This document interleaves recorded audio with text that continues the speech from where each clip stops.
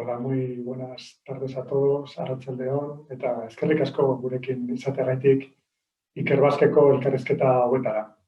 Muy buenas tardes a todos y muchas gracias por acompañarnos hoy en este encuentro de la Fundación Iker Bask, cuyo objetivo principal es divulgar diferentes aspectos científicos a través de estos diálogos Iker Bask.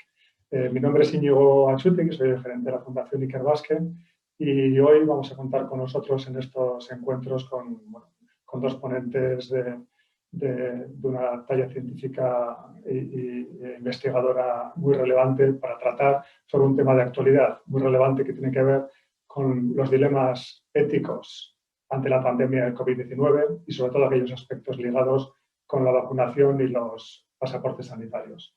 Hoy vamos a contar con la participación en este encuentro de Federico de Montalvo e Íñigo de Miguel, que van a estar moderados por el director científico de Iker Bask, Fernando Cosío.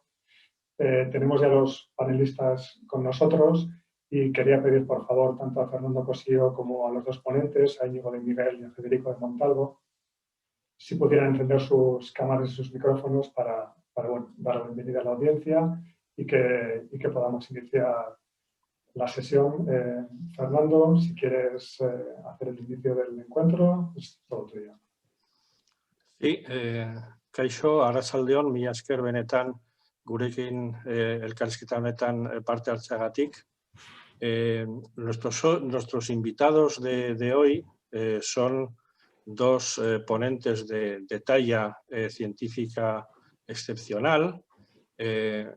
Voy a procurar, pese a que sus currículos son extraordinarios, voy a procurar ser lo más conciso posible, porque aquí lo importante es lo que tienen que contarnos hoy, ¿de acuerdo? Y no quisiera acaparar, dedicar demasiado tiempo a esta parte, simplemente para que se hagan una idea de la relevancia de nuestros ponentes, decirles que Federico de Montalvo Jääskeläinen es el doctor en Derecho por la Universidad Pontificia de Comillas, profesor propio agregado de la Facultad de Derecho ICADE de dicha universidad, director del Centro de Innovación del Derecho, CID ICADE.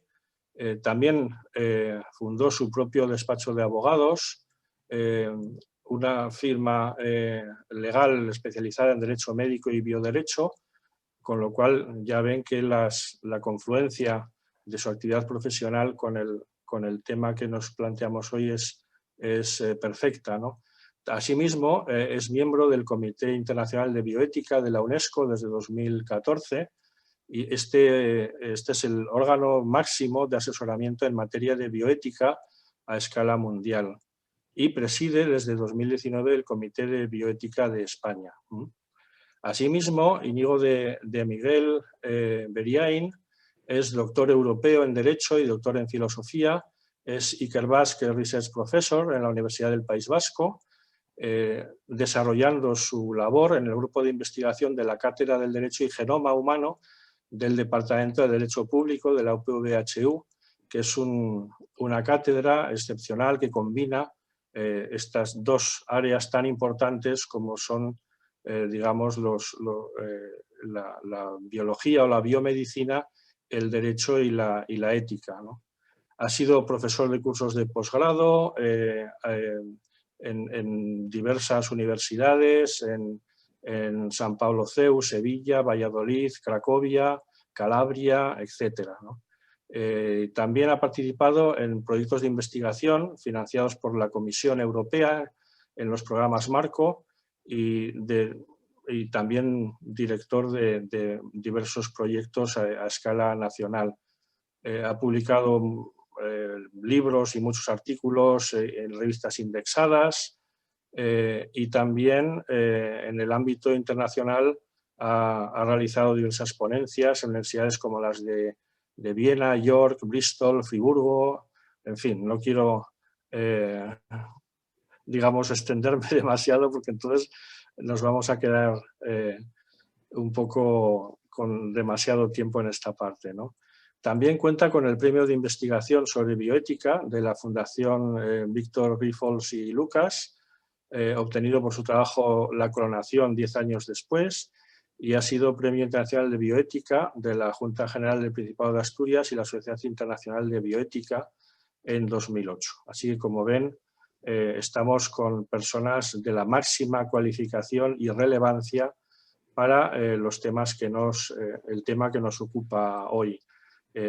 Con este tema, suelo decir que el tema de la pandemia COVID-19 ha servido para plantear nuevos dilemas, tanto en ciencia como en ciencia me refiero biomédica pura, en cuanto al desarrollo de vacunas y nuevos fármacos, pero también ha planteado problemas muy serios de índole social y ética, ¿no? Y también ha amplificado problemas que ya existían en nuestra sociedad, pero que ahora, digamos, han sido magnificados por la perentoriedad y las gravísimas consecuencias biosanitarias y sociales de esta pandemia.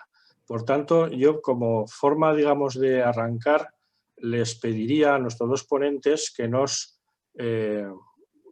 hicieran una breve declaración de cómo ven estos aspectos, estos dilemas, sobre todo en lo que se refiere a la cuestión de la responsabilidad social, la gestión de estos aspectos relacionada también con temas cruciales como las libertades individuales, los pasaportes biosanitarios o inmunitarios, etcétera. Y comenzaría por nuestro invitado, con nuestro primer ponente, Federico de Montalvo, para que nos hiciera una breve exposición, digamos, de contexto. Después pasamos a Íñigo de Miguel, nuestro colega de la comunidad Ikerbasque, y a partir de aquí ya comenzaríamos un debate vivo, sin guión previo y digamos, ciñéndonos a las necesidades, las cuestiones que plantee la audiencia y también a las cuestiones que surjan del debate de la ponencia de las ponencias de nuestros dos invitados de hoy. Así que, Federico, cuando quieras. Nada, yo en primer lugar, muy buenas tardes, dar las gracias a Ikerbasque por su invitación y a Fernando por su amable presentación. Para mí es un placer estar hoy aquí, además sobre todo acompañado de una persona que considero amigo, al cual admiro y sobre todo me pasa algo que además de admirarle es que me lo paso bomba con él. Entonces cuando alguien admira a alguien y encima se divierte y aprende con él, es ya maravilloso. Entonces por eso encantado. Nos pides una posición general. Yo voy a hacer una posición general sobre la limitación de derechos muy rápida y una en particular sobre si es jurídico y ético certificar la inmunidad, el debate de los certificados, pasaporte de inmunidad, dependiendo del ámbito. Sobre lo primero, ahí me sorprende, se lo he dicho a mis alumnos, yo explico desde hace muchos años, principalmente derechos fundamentales y libertades públicas. Me dedico a explicarles a los alumnos, aparte de los derechos, lo que más me importa, que son los conflictos entre derechos, intereses colectivos, que es para mí el tema esencial.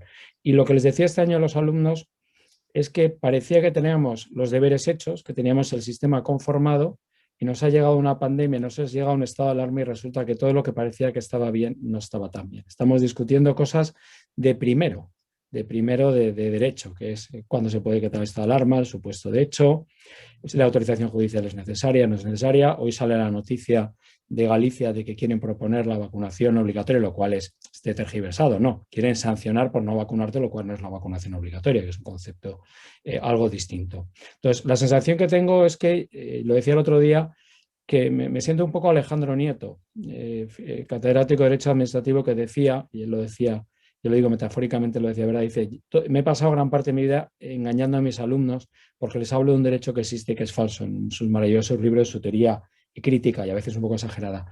Yo digo un poco lo mismo.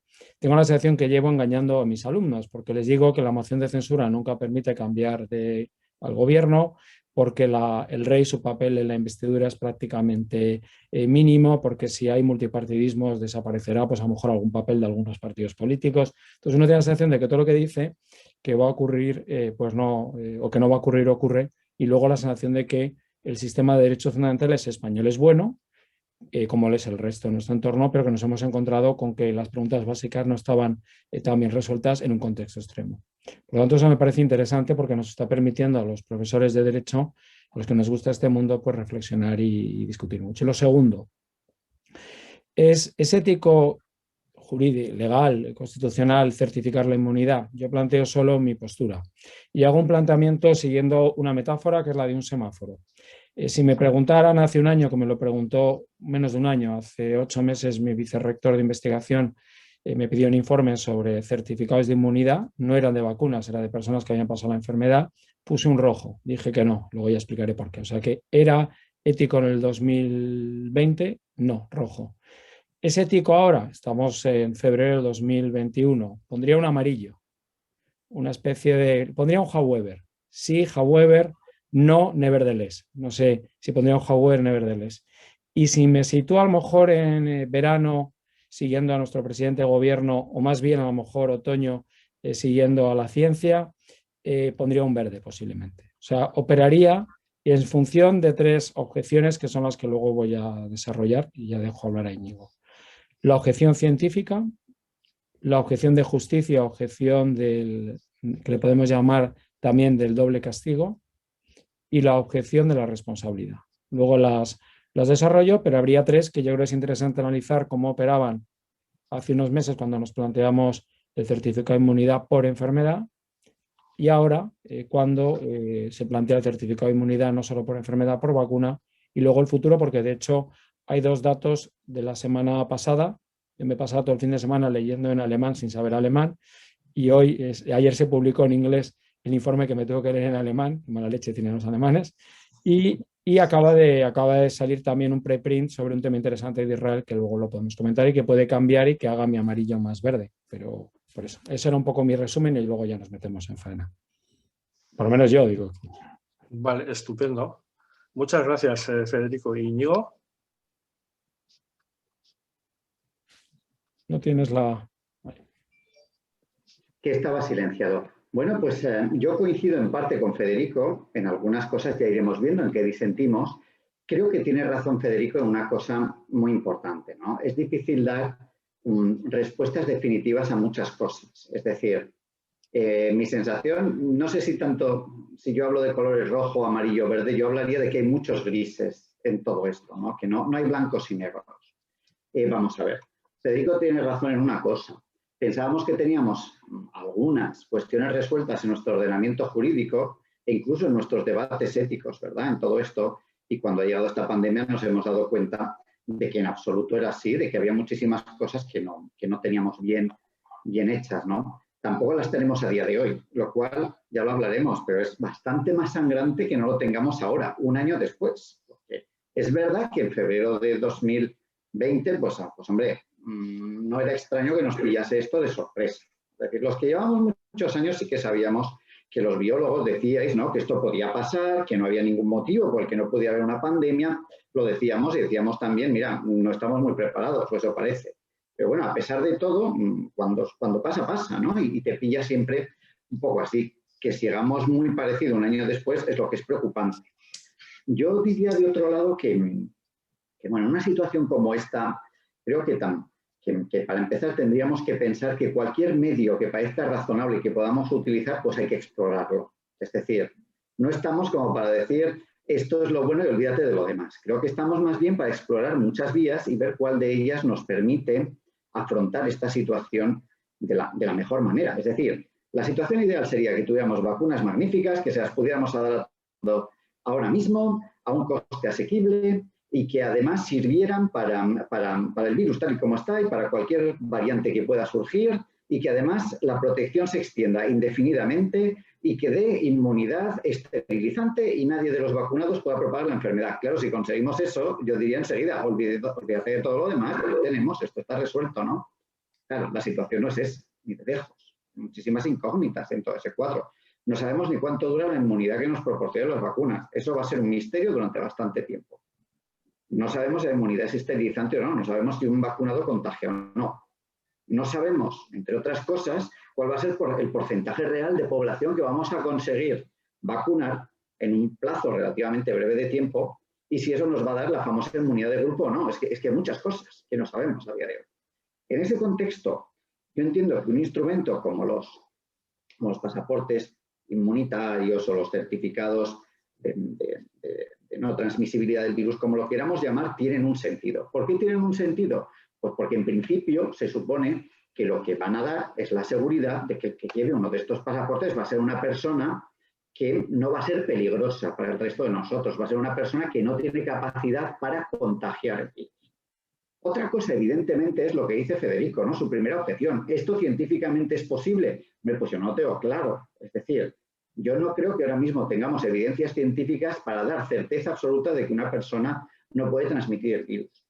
Lo que hacemos son presunciones que parecen razonables o las que vamos a tener que hacer. Es decir, creo que una de las cosas, aquí me diréis vosotros, tú también, Fernando, que de esto sabes más que nosotros, pero una de las cosas que se puede haber venido abajo es esa presunción de que tenemos una seguridad y podemos tener certeza científica de que vamos a ser capaces de controlar este virus. Bueno, pues lo controlaremos hasta un punto probablemente, pero es probable que quede de una manera endémica entre nosotros y que nos tengamos que acostumbrar a convivir con él. Entonces, en una situación como esta, las certezas que podamos dar en todos los sentidos, pues llegan hasta donde llegan. No podemos tener una sociedad de riesgo cero porque eso no existe. A lo que tenemos que ir es a buscar opciones razonables. Un pasaporte será funcional si somos capaces de dar una cierta seguridad de que una persona no puede transmitir un virus. Eso no sé si lo van a dar las vacunas actuales. Tendremos que explorarlo. Tendremos que ver cuál es el riesgo de transmisión que queda en una persona vacunada. Tampoco sé si da esa certeza el hecho de que una persona tenga inmunidad natural, que haya pasado el virus. Eso tampoco lo sabemos. Yo tiendo a pensar que eso puede ser muy elevado. Y los test, todos sabemos que funcionan razonablemente bien, pero si se hacen con una periodicidad determinada. No vale un solo test, sino que hay que establecer periodicidades y hacer las cosas muy bien. Y eso, evidentemente, cuesta un esfuerzo logístico y cuesta un esfuerzo económico. Con respecto a lo último que voy a decir, creo que Federico también tiene razón. Y a mí, perdona que te devuelva el elogio, Federico, a mí me suele gustar discutir y debatir con Federico porque uno aprende. Y yo lo que he aprendido de Federico también es a decir que, efectivamente, el momento en el que hablamos de estos temas es muy importante. Porque cuando se empezó a hablar de los pasaportes, es verdad que era un momento en el que solo podían tenerlo las personas que tenían inmunidad natural frente a la enfermedad. El problema que tenía aquello era bastante simple. Si tú permites que las personas que han ganado esa inmunidad tengan libertad ambulatoria, por ejemplo, que el resto no teníamos porque estábamos encerrados en nuestras casas, por lo que podía pasar era efectivamente que muchas personas pudieran intentar contagiarse para ganar ese derecho, ¿no? A pesar de eso, yo estaba a favor, Federico estaba en contra. Yo estaba a favor porque pensaba que no tenía sentido recortar derechos fundamentales por el mero hecho de que hubiera personas que pudieran buscar esa libertad haciendo algo malo. Es decir, me parecía que era una nivelación a la baja que no iba bien. Entonces, después de un tiempo, yo he llegado a entender que eso podía ser posible, es decir, que podíamos limitar esos derechos, pero por una cuestión más de orden público que de otro tipo. Es decir, se podía pensar que, mira, es que no es fácil en una situación como esta estar distinguiendo quiénes han pasado la enfermedad y si efectivamente no la pueden transmitir o no. Entonces, en una situación como la que estamos, hay motivos de orden público por los que recortar derechos fundamentales. Pero eso, Federico, lo hubiésemos tenido que reconducir con otro estado de los excepcionales, no con el estado de alarma, de otra forma, ¿no? Pero bueno, eso es un debate que nos llevaría a otros sitios. A día de hoy, en cambio, yo entiendo que estamos en una situación distinta, que tenemos más certezas y, sobre todo, que ahora mismo el pasaporte inmunológico, que es una herramienta, se puede obtener al menos de 3 formas diferentes. La vacuna, la inmunidad natural y no haber pasado unos test que digan que usted probablemente no tiene capacidad de transmitir la enfermedad. Entonces, son varias formas de hacerlo, dan mucha más libertad a las personas y permiten que cualquiera que realmente no supone un peligro para la salud de los demás pueda tener su pasaporte. En esas condiciones, y si aceptamos que puede haber una certeza científica aceptable de que esto sea así, yo entiendo que pueden ser una herramienta útil para mejorarnos la vida y, sobre todo, y esto es muy importante, para garantizar que en un futuro las personas que no puedan adquirir esa inmunidad, ya sea porque no se han vacunado o porque la vacuna no les ha funcionado, puedan vivir una vida razonablemente segura. Creo, de hecho, que con el pasaporte, y me perdonáis que lo diga así, según el momento en el que tú lo estás utilizando, puede pasar de ser un instrumento que permite tener mejores derechos o preservar mejor sus derechos a unos, a otro momento en el que realmente va a ser garantía de que ciertos tipos de población especialmente vulnerables puedan seguir disfrutando de unas libertades fundamentales. O sea que, dependiendo del momento, pueden tener un carácter u otro. Y no voy a decir nada más. Como veis, yo también he sido muy breve. Muy bien, muchas gracias. La verdad es que oyéndoos, he tomado notas, me han surgido pues, muchas preguntas y reflexiones a raíz de todos estos temas en los que uno se maneja en una zona gris, como decía Íñigo, ¿no? De hecho, he leído un par de artículos tuyos que a mí me parecieron sumamente interesantes sobre estos temas, y tú hablabas más de la utilización de estos pasaportes más que, digamos, como un criterio general de clasificación, vamos a decir, de la población, como un instrumento para garantizar acceso seguro a espacios públicos, ¿no? Si recuerdo bien, que Sí. esa era la principal aplicación que tú le veías a este tipo de pasaportes, ¿no? Sí. ¿Podrías comentar un poco este aspecto? Porque de estos dos artículos que he leído tuyos, me pareció un tema muy importante y que de alguna forma mitigaba esa sensación un poco orwelliana, ¿no? de control de la población, sino simplemente de protección de espacios públicos y de acceso libre y seguro a los mismos. Sí, de hecho, bueno, la idea que hay detrás de todo esto es muy parecida a la que existe con lo que se llama la mandatory obligation en el caso de una vacuna, ¿no? La cuestión aquí es bastante simple, es decir, cuando nosotros tenemos una pandemia en una situación en la que puedes trazar los casos, lo que solemos hacer siempre es aislar a las personas que suponen un peligro para el resto, todo lo que se hace habitualmente. Esto es capaz de determinar quiénes son los que pueden ser infectivos o infecciosos, tú separas a esos del resto de la sociedad. Cuando esto se nos va de las manos en una transmisión comunitaria, el problema que tenemos es que tú ya no puedes distinguir. Con mucha suerte puedes pensar que algunos seguro que no lo son y tienes certeza de los que no son infectivos. Pero lo que no sabes es qué pasa con el resto. Lo que hacemos en esos casos es algo muy simple. Suele ser el famoso lockdown, ¿no? Lo de que confinamos a todos en sus casas y a ver si así conseguimos controlar el virus. Esto es enormemente restrictivo para los derechos y desde mi punto de vista no tiene mucho fundamento, porque a día de hoy sabemos que es muy difícil que se contagie el virus en ambientes abiertos, uno lleva mascarilla, es decir, con ciertas precauciones, que al aire libre es muy difícil que haya contagios así importantes. En cambio, sabemos que en espacios cerrados es donde es mucho más fácil que se transmita el virus y que haya efectos de supercontagio, que es lo más preocupante, ¿no? Entonces, la idea es bastante sencilla. No se trata tanto, o no deberíamos tanto, de tender a evitar que la gente saliera de su casa, como a evitar que la gente que tiene capacidad de contagiar el virus accediera a aquellos espacios, a aquellos lugares en los que hay mayor capacidad, mayor propensión a expandirlo.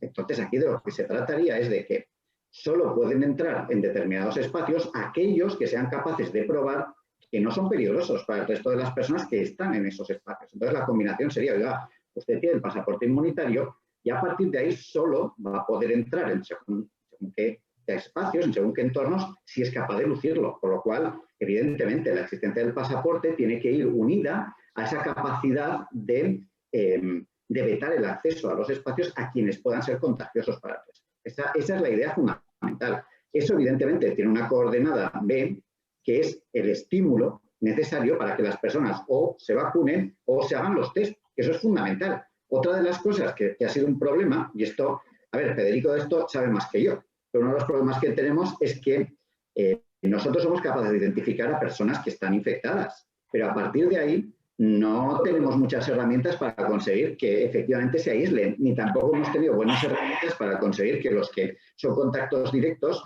hayan hecho la cuarentena. Ese es uno de los problemas que hemos tenido. Aquí el pasaporte tiene una ventaja. Dice, oiga, igual no podemos controlar que usted esté en su casa, pero sí podemos controlar que usted no entre aquí, que es donde puede realmente causar un serio problema, ¿no? Con lo cual se invierten muchos de los problemas que hemos tenido hasta ahora para controlar la pandemia. Esa es toda la idea que hay detrás de los espacios seguros. Sí, Federico, tú en este esquema de semáforos Sí. ¿Dónde colocarías esta cuestión de este tipo de pasaportes en espacios públicos? ¿Le pondrías rojo, amarillo, verde? No, vamos a ver, yo he defendido algo parecido a lo de Íñigo, lo que pasa que desde una perspectiva algo distinta, pero complementaria, que creo que es lo interesante. Cuando me han preguntado por esto, yo lo que planteaba que a mí me parecía difícil justificarlo éticamente cuando afectaba, digamos, a derechos sustanciales. No es lo mismo un pasaporte o certificado para acceder a un trabajo o incluso acceder a una asistencia sanitaria, que se ha llegado a plantear, el que no se vacuna se joroba, el principio de responsabilidad punitiva, que por ejemplo para cuestiones de ocio. Entonces, para cuestiones de ocio estamos hablando de cuestiones que son importantes, pero no tan importantes como las de, por lo tanto no me plantea problemas. Es verdad que si usamos el ejemplo de las sillas y tenemos 4 sillas y 6 personas, que es mejor que los 6 se queden de pie o que al menos se sienten 4, pues también eso podría ser un planteamiento, porque entonces iríamos todos en el autobús de pie con las sillas vacías, pues claro, si hay unos que se sientan y otros que no, hay un trato desigual. Yo el certificado, lo primero que yo creo que también hay que quitar un poco de la cabeza es que sea algo malo. Es decir, el certificado, hay que partir de eso. Desde un punto de vista deontológico, el certificado, siguiendo una máxima autoritarista, el certificado permite retomar la economía. Y entre la economía y la salud hay una conexión directa. Uno de los principales determinantes de salud es el socioeconómico. Por lo tanto, si yo reactivo la economía, reactivo la salud. Si la economía sigue gripada, la salud va a ser peor. De hecho, la salud nuestra posiblemente sea peor porque esta crisis es mucho más dura que la crisis económica del 2008, que no fue tan mala, salvo en salud mental, porque esta va a dejar mayor impacto en salud mental y además deja mucha secuela y eso es muy difícil de manejar. O sea que deontológicamente está bien. Teleológicamente tampoco está mal, que sería para mí el argumento más robusto, porque a través del certificado estamos defendiendo derechos. Alguno diría, claro, el argumento un poco más reaccionario, en el sentido, claro, de derechos de empresas. Porque en el fondo esto va a ser, que es el gran miedo, va a ser usado por las empresas para el acceso al trabajo. A mí el informe o la recomendación ad hoc del Comité Nacional de Ética Alemán me parece interesante porque también viene a decir, vamos a ver, en el ámbito de las empresas no operan completamente los derechos fundamentales, hay una libertad de contratación. No es lo mismo que a mí no que me impiden acceder a una plaza pública de empleo por no tener certificado, que no me impiden acceder a una empresa. Yo en una empresa puedo discriminar, puedo fichar a un tipo que es del Atlético de Madrid, no del Bilbao, porque no quiero aguantar a un tío del Bilbao. Y estoy discriminando por equipo de fútbol, pero nadie me lo impide. Pero claro, cuando hablas de las empresas y el riesgo y que hay detrás de eso bastante debate, bastante objeción, hay que plantearnos algo. Es decir, nosotros nos vamos a vacunar y nos dan una cartilla. O sea, hay un elemento, es decir, la vacunación lleva un elemento documental. Por lo tanto, si yo voy a tener una cartilla, no voy a poder usarlo para acceder. ¿Qué problema hay? Porque, de hecho, esa cartilla no lo van a empezar a pedir. Es que no hemos llegado todavía a los jóvenes. ¿Quién le va a pedir qué empleador le va a pedir la cartilla a un señor de 80 años? Nadie, porque es que no trabaja. Pero cuando lleguemos a otro tramo de edad de 50, 40, no habrá empresarios que dirán, oiga, usted justifíqueme que se ha vacunado. Entonces, el certificado existe, de hecho, en cierto modo, porque la vacunación lleva un documento de control que es necesario, está prescrito. Y luego la objeción científica. El problema de la objeción científica es que aquí hay dos formas de verlo, yo creo interesante. Una, Íñigo la ha planteado muy bien, es decir, claro, mientras aquí el problema, que es la objeción clásica de la OMS, la que ha defendido la Unión Europea, el propio Comité Nacional de Ética alemán, es que claro, las vacunas no previenen el riesgo de transmisión. Sí, pero acaba de salir preprint un artículo sobre Israel que está diciendo que está preprint, pero es un estudio ya sólido, es un país sólido que tiene ya una tasa de vacunación y está hablando de que ya no está, es decir, que parece que esto tiene que ver con la transmisión. Y es que yo este debate con los epidemiólogos y mis compañeros del grupo de expertos en la estrategia de vacunación lo tengo, porque en el fondo te dicen, no, si la vacuna no impide la transmisión, pero vacunando evitamos que la pandemia continúe, entonces la vacuna evitará algo. Es decir, es verdad que desarrollar la enfermedad parece que transmito más que si no la desarrollo, porque no es lo mismo que yo esté estornudando, que yo tenga síntomas de la enfermedad, que cuando yo no tengo síntomas soy asintomático o no tengo síntomas, lo único que llevo, por lo que son las esporas en la nariz de lo que puede ser el virus, los elementos del virus. Por tanto, con los trabajos de Israel a lo mejor y lo que nos venga el Reino Unido, los países sólidos científicamente, a lo mejor resulta que este argumento ha desaparecido. Por tanto, el argumento de no previene de la transmisión sigue, que sería la principal objeción. Y luego hay otra cosa interesante. Claro, cuando hablamos de transmisión, ¿qué nos preocupa? A mí no me preocupa el riesgo de transmisión y de hecho a la estrategia de vacunación no nos ha preocupado mucho el riesgo de transmisión, nos ha preocupado el riesgo de mortalidad y el riesgo para la integridad física. Hay que pensar que este virus nos trata muy desigualmente. A los mayores los destroza y a los jóvenes no tanto. Es decir, las evoluciones catastróficas en personas jóvenes son muy excepcionales. Las evoluciones catastróficas en mayores, los datos de mayores son espectaculares. Espectaculares en el sentido de que afectan mucho. Es un virus de mayores. Entonces, claro, si yo he protegido ya en breve a los mayores, realmente el riesgo de transmisión no es el mismo teniendo a la principal población en riesgo ya protegida. Es decir, que yo con 50 años me mueva, claro, puede haber un riesgo de transmisión si no se demuestra, si lo de Israel todavía no se demuestra. Pero realmente con mi riesgo de transmisión puedo acabar con la vida de un tercero.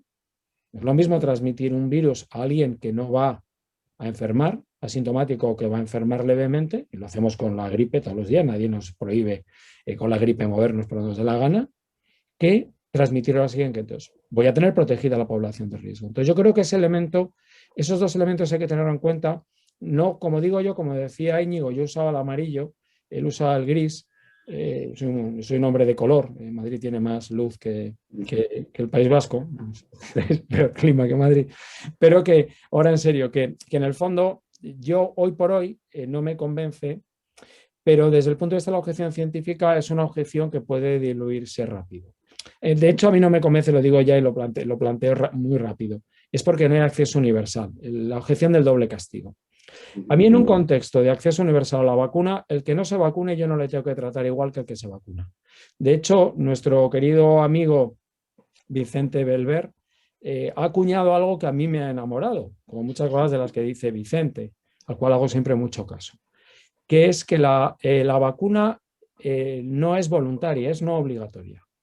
Porque la decisión de no vacunarse no es tan virtuosa como la de vacunarse. Otra cosa es que legalmente yo la admita. Éticamente la decisión correcta es vacunarse. Jurídicamente no vacunarse no tiene consecuencias porque no es necesario para conseguir el efecto rebaño vacunar a todo el mundo. Entonces, claro, ¿por qué voy a tratar igual al que se vacuna que el que no se vacuna? Pues, perdón, al que no se vacuna que el que se vacuna. Desde el punto de vista del principio de justicia es tratar a cada uno con lo que se merece. Y esto conectaría, y ya acabo con la pregunta que me has hecho al principio, con lo que decía Íñigo. Claro, si yo trato desigualmente a los desiguales, por tanto, implanto el certificado, a lo mejor el límite sería qué me permite hacer ese certificado. O sea que el debate también es, como decía Íñigo, ¿qué me permite hacer? ¿Me permite acceder a asistencia sanitaria? Hombre, eso a mí me parecería que es un sistema de responsabilidad punitiva. ¿Me permite acceder o no a un trabajo? Hombre, por muchas barreras que ponga con la cartilla y documentos de hora de sobra para que me impida. Controlar el mundo de las empresas es imposible, aparte de libertad de contratación. Estamos hablando de ocio, de poder salir, de poder ir al teatro, de poder ir a la ópera, que también es un derecho. Pues a lo mejor habría que plantear. Por eso digo que hay muchos grises, como decía Íñigo. Yo, si me permites, Fernando, dos o tres matices a lo que ha dicho Federico, que estoy de acuerdo con muchas cosas. Hombre, esto tiene que ver también con lo que ha dicho el Comité de Ética de Alemania, ¿no? Que el Comité de Ética de Alemania básicamente ha dicho, mira, no deberíamos. Es verdad que el Comité de Ética de Alemania, y esto es un punto importante, ha hablado de certificados de vacunación. No es lo mismo un certificado de vacunación que un pasaporte inmunológico. Yo estoy a favor de los pasaportes y en contra de los certificados de vacunación. Aquí todos tenemos muchas modalidades, ¿no? Yo estoy en contra de los certificados de vacunación por dos motivos. Uno, porque creo que es que en el fondo te están introduciendo la obligatoriedad de vacunarte. Claro, si una empresa dice que solo va a contratar a personas que tienen un certificado de vacunación, pues es que está discriminando, está diciendo, oye, o te vacunas o no trabajas aquí. En cambio, si es distinto, si lo que dice, no, yo no es eso. Yo lo que digo es que para acceder al lugar de trabajo, pongámonos, por ejemplo, en una universidad, ¿no? Que una universidad diga, no, usted si quiere vacúnese, si no quiere no se vacune, pero yo le voy a obligar a que usted me garantice que no va a contagiar para acceder al recinto de la universidad. Lo que yo le voy a exigir a usted es que cuando vaya a entrar aquí, usted o se ha vacunado o ha pasado la enfermedad o se ha hecho una cadena de test en los plazos que yo le voy a marcar y que considero seguros. Eso me parece que no es tan discriminatorio por la simple razón de que no es un esfuerzo sobrehumano para nadie someterse a un test si es que no quiere vacunarse. Le das otra opción. El certificado de vacunación no, solo te da una opción, o estás vacunado o no entras. Esa es la mayor diferencia que yo veo. No es lo mismo el instrumento, que es el pasaporte, con la forma de conseguirlo, que pueden ser varias. Yo entiendo que hay mucha más discriminación cuando hablas de certificados de vacunación y no de pasaporte inmunológico. Obligan mucho más, claro. Es cierto, y eso no lo voy a negar, que es que además veo otro problema. Cuando una empresa va a contratar a alguien, una persona puede tener su certificado de vacunación o no, pero todavía no es tu trabajador, no le puedes decir, oiga, si usted quiere que yo le dé un trabajo, exhiba este dato, porque si tú permites eso, ¿por qué no vas a decir que la empresa también puede decir, no, exhíbame, por ejemplo, sus bracas, que quiero ver su predisposición al cáncer, porque yo quiero saber si usted aquí dentro de unos años va a tener un cáncer y para mí es un problema. Yo quiero gente que tiene unos bracas fantásticos y no va a desarrollar cáncer de este tipo, ¿no? Si abrimos ese melón es complicado porque pueden venir otras muchas cosas detrás.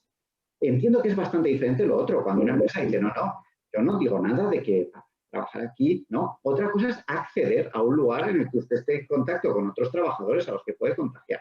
Y luego otro matiz que yo creo que es interesante. Yo estoy de acuerdo en que no es lo mismo éticamente la persona que decide no vacunarse que la que decide vacunarse. El segundo es mucho más solidario que el primero, eso estamos todos de acuerdo. Y entiendo que puede haber diferencias entre los dos. Lo que yo haría, lo que a mí me parece razonable es lo siguiente. A pesar de que eso sea así, un Estado tiene obligación de velar por la salud de todos sus ciudadanos, solidarios e insolidarios. Tiene que velar por los dos. Lo que no es cierto es que tenga que sufragar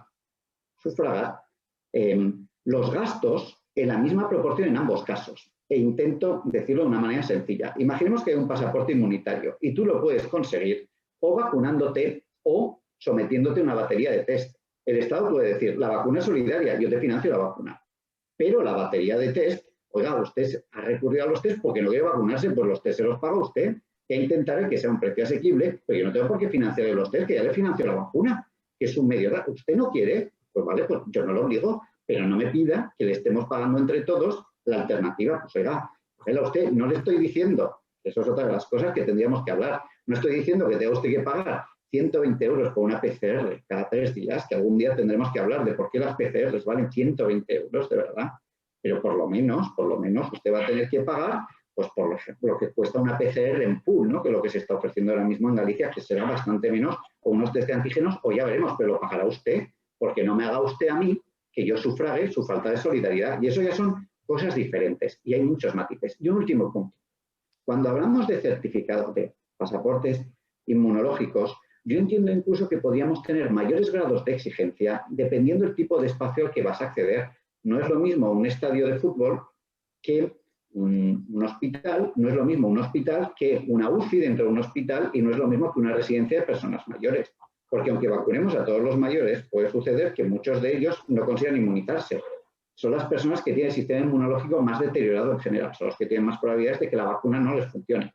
¿Que no será más de un 10%? Pues probablemente no, pero habrá un 10% de personas muy vulnerables que estén allí. Pues entiendo que las precauciones serán mayores y que a pesar de que tú estés vacunado, si quieres entrar en uno de estos, tal vez sea necesario que te hagas un test antes de entrar para garantizar que efectivamente no contagias. Por lo que yo entiendo que habría muchos matices incluso dentro de un único instrumento, dependiendo de dónde quieras acceder, por ejemplo. O sea que como decía antes, matices por todos los sitios y probablemente cosas que tendremos que aprender a través de ensayo y error, porque no vamos a tener muchas más formas de hacerlo. Sí, en este contexto del pasaporte inmunológico, Javier Manuel Yagüe pregunta ¿qué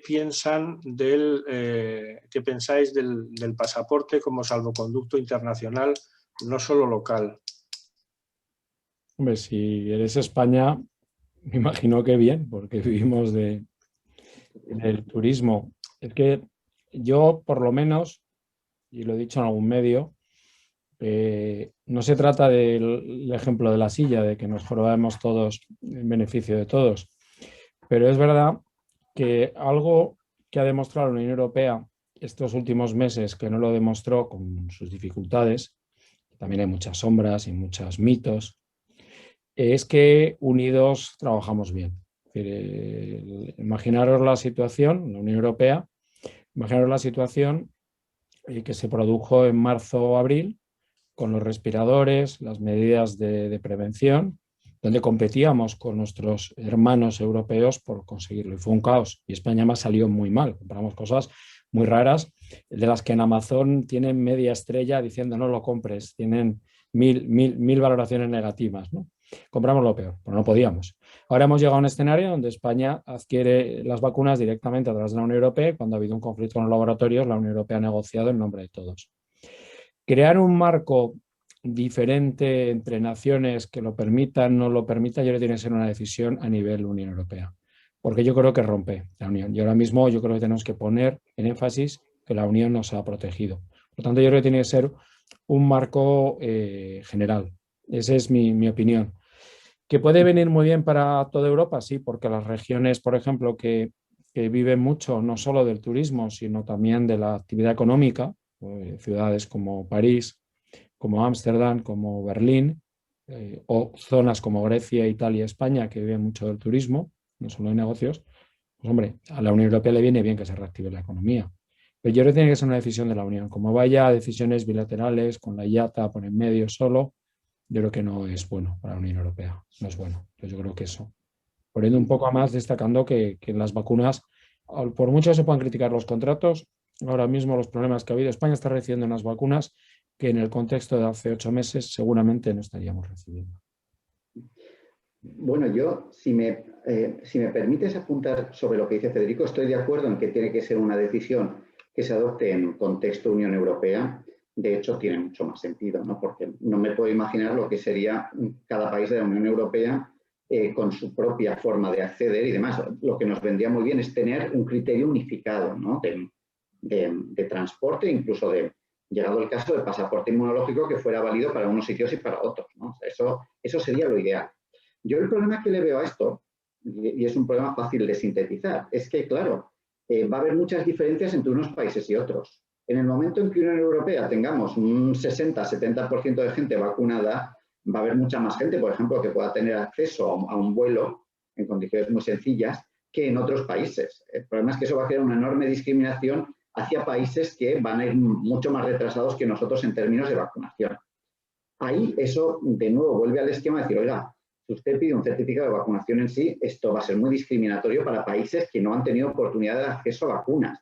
Si usted lo que pide o lo que exige al pasajero es test para subir, test al bajar y quizás incluso una cuarentena, ¿no? Aunque sea de un breve plazo al llegar aquí, es menos discriminatorio porque al menos se da otra opción a las personas. Es que si no, el mayor problema que hay con todo este sistema de un pasaporte o de un certificado de vacunación para subir a un avión es que si no lo haces bien puede ser muy discriminatorio con respecto a algunos países. Ese es el mayor problema que yo le veo, por lo cual hay que dar opciones, hay que hacer buenas homologaciones, que eso es de lo más complejo.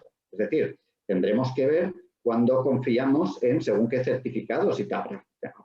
Tendremos que desarrollar sistemas de reconocimiento mutuos, ¿no? Porque igual, o sea, en la Unión Europea da más confianza tal vez que lo que pueda venir de vete a saber dónde, ¿no? Entonces, ahí tenemos mucho camino que andar y mucho que desarrollar. Y va a ser un reto también tecnológico, claro, ver cómo hacemos eso. Sí, a lo largo de vuestras exposiciones ha aparecido el problema, vamos a decir, de las cosas que no sabemos, ¿no? Sobre todo en temas, un aspecto de la ciencia que yo creo que no se enfatiza lo suficiente en los medios de comunicación es que la ciencia no camina de certidumbre en certidumbre, diciendo que 2 más 2 igual a 4 siempre y que la certeza científica es la única certeza posible. En el caso de la ciencia, como sabéis, lo que se hace es acotar los ámbitos de certeza y los grados de predictibilidad de una teoría, de un modelo, etcétera, etcétera, ¿no? Y en los aspectos biológicos, en los que la estadística, la conjunción de datos es la que configura una realidad global más o menos aproximada, como diría Daniel Innerarity, la gestión de la ignorancia es un aspecto, cobra una importancia fundamental, ¿no?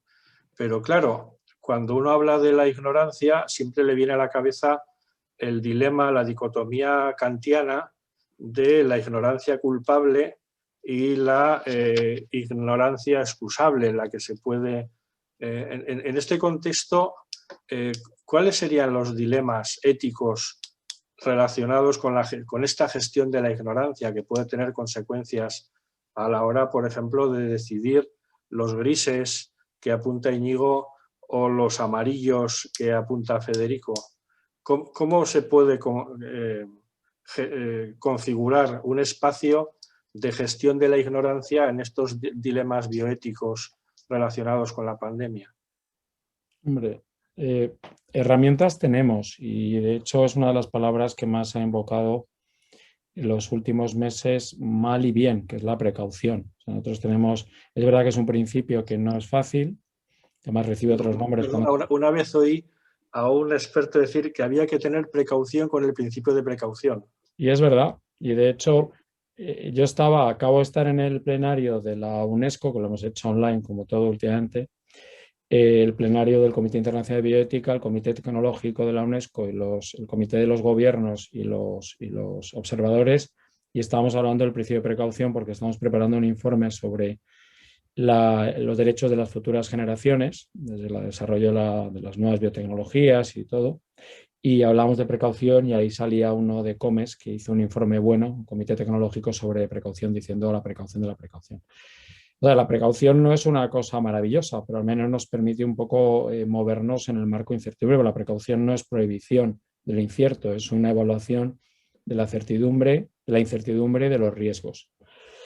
Hay que partir de algo que tú sabes mejor, Fernando, que es decir, la epidemiología, la vacunología, todo este mundo tiene un recorrido enorme desde hace décadas. Es decir, que no estamos ante un virus nuevo, es un SARS, no estamos ante un VIH que era mucho más complejo, estamos ante un virus que tiene sus incógnitas, pero es verdad que hay que partir de unas mínimas certidumbres. Es decir, no se va a cargar este virus los manuales de epidemiología, vacunología y de enfermedades infecciosas. Entonces, hay que partir de que tenemos certidumbres en el manejo de los virus, en la virología, y a partir de esas certidumbres aplicarlos. A mí, por ejemplo, Europa, vuelvo a defender a la Unión Europea una vez más, me ha parecido bien dos cosas que ha hecho, y no eran fáciles, porque aquí está el nacionalismo vacunal que aparece y los populismos. Además hay un país inteligente, el más inteligente del mundo, pero como ha metido la pata y muy gorda, pues no sabe cómo salir y entonces lo hace a base de intentar enaltecer su espíritu, su forma de ser. Vamos a ver, Europa, por ejemplo, planteó empezar a vacunar no a toda velocidad, mediante una autorización extraordinaria, sino una autorización ordinaria. Los ingleses decidieron hacerlo 15 días antes. Nos vino muy bien porque así eran nuestras cobayas. A mí no me pareció cauto, luego salió bien y presumo, vamos vacunados ya. Si hubiera salido mal, qué horror, porque claro, en tiempos de incertidumbre y algo que teníamos en diciembre de desconfianza, la incertidumbre más desconfianza es la bomba atómica. Y teníamos, hay que recordar, un 70%, 60% personas que no confiaban en la vacuna. Ahora estamos al revés, la gente se pega por vacunarse, ¿no? Y hace cosas rarísimas. Se viste de capellano, hace cosas, se ingresa en una residencia un día para vacunarse, hace cosas extrañísimas, ¿no? Entonces, y luego ocurre otra cosa, AstraZeneca, que también lleva un segundo apellido que es Oxford, muy británico, claro, ¿quién se va a meter con Oxford? Por Dios. Claro, también nosotros lo hemos debatido mucho en el grupo de expertos. Vacunamos a los mayores de 55, perdemos la oportunidad. Claro, si vacunamos a los mayores de 55, porque la ficha técnica es por los ensayos, no para 18 a 55. Claro, si les vacunamos, la pregunta que yo hice a mis compañeros, si les vacunamos y luego resulta que es ineficaz, que es improbable, pero no descartable, ¿les podemos vacunar con otra vacuna? Hombre, teóricamente sí, pero tampoco tenemos acreditada la intercambiabilidad, por tanto hemos dejado un tipo con una vacuna ineficaz sin posibilidad de vacunación. O sea, le hemos realmente jorobado.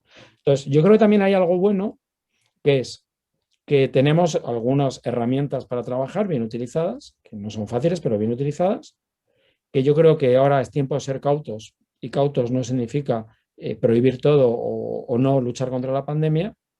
Y luego algo que destacaría, y acabo, que estamos haciendo yo creo que bien, y yo me siento pues ahí contento de decirlo, es que, por ejemplo, la estrategia de vacunación española no solo cuenta con científicos, cuenta con sociólogos y bioeticistas o jurídicos, lo cual al debate le da una riqueza, de hecho reconocido por los miembros del grupo que son científicos. Le da una riqueza a los debates enormes, porque al final la ciencia tiene una palabra, pero no la última palabra.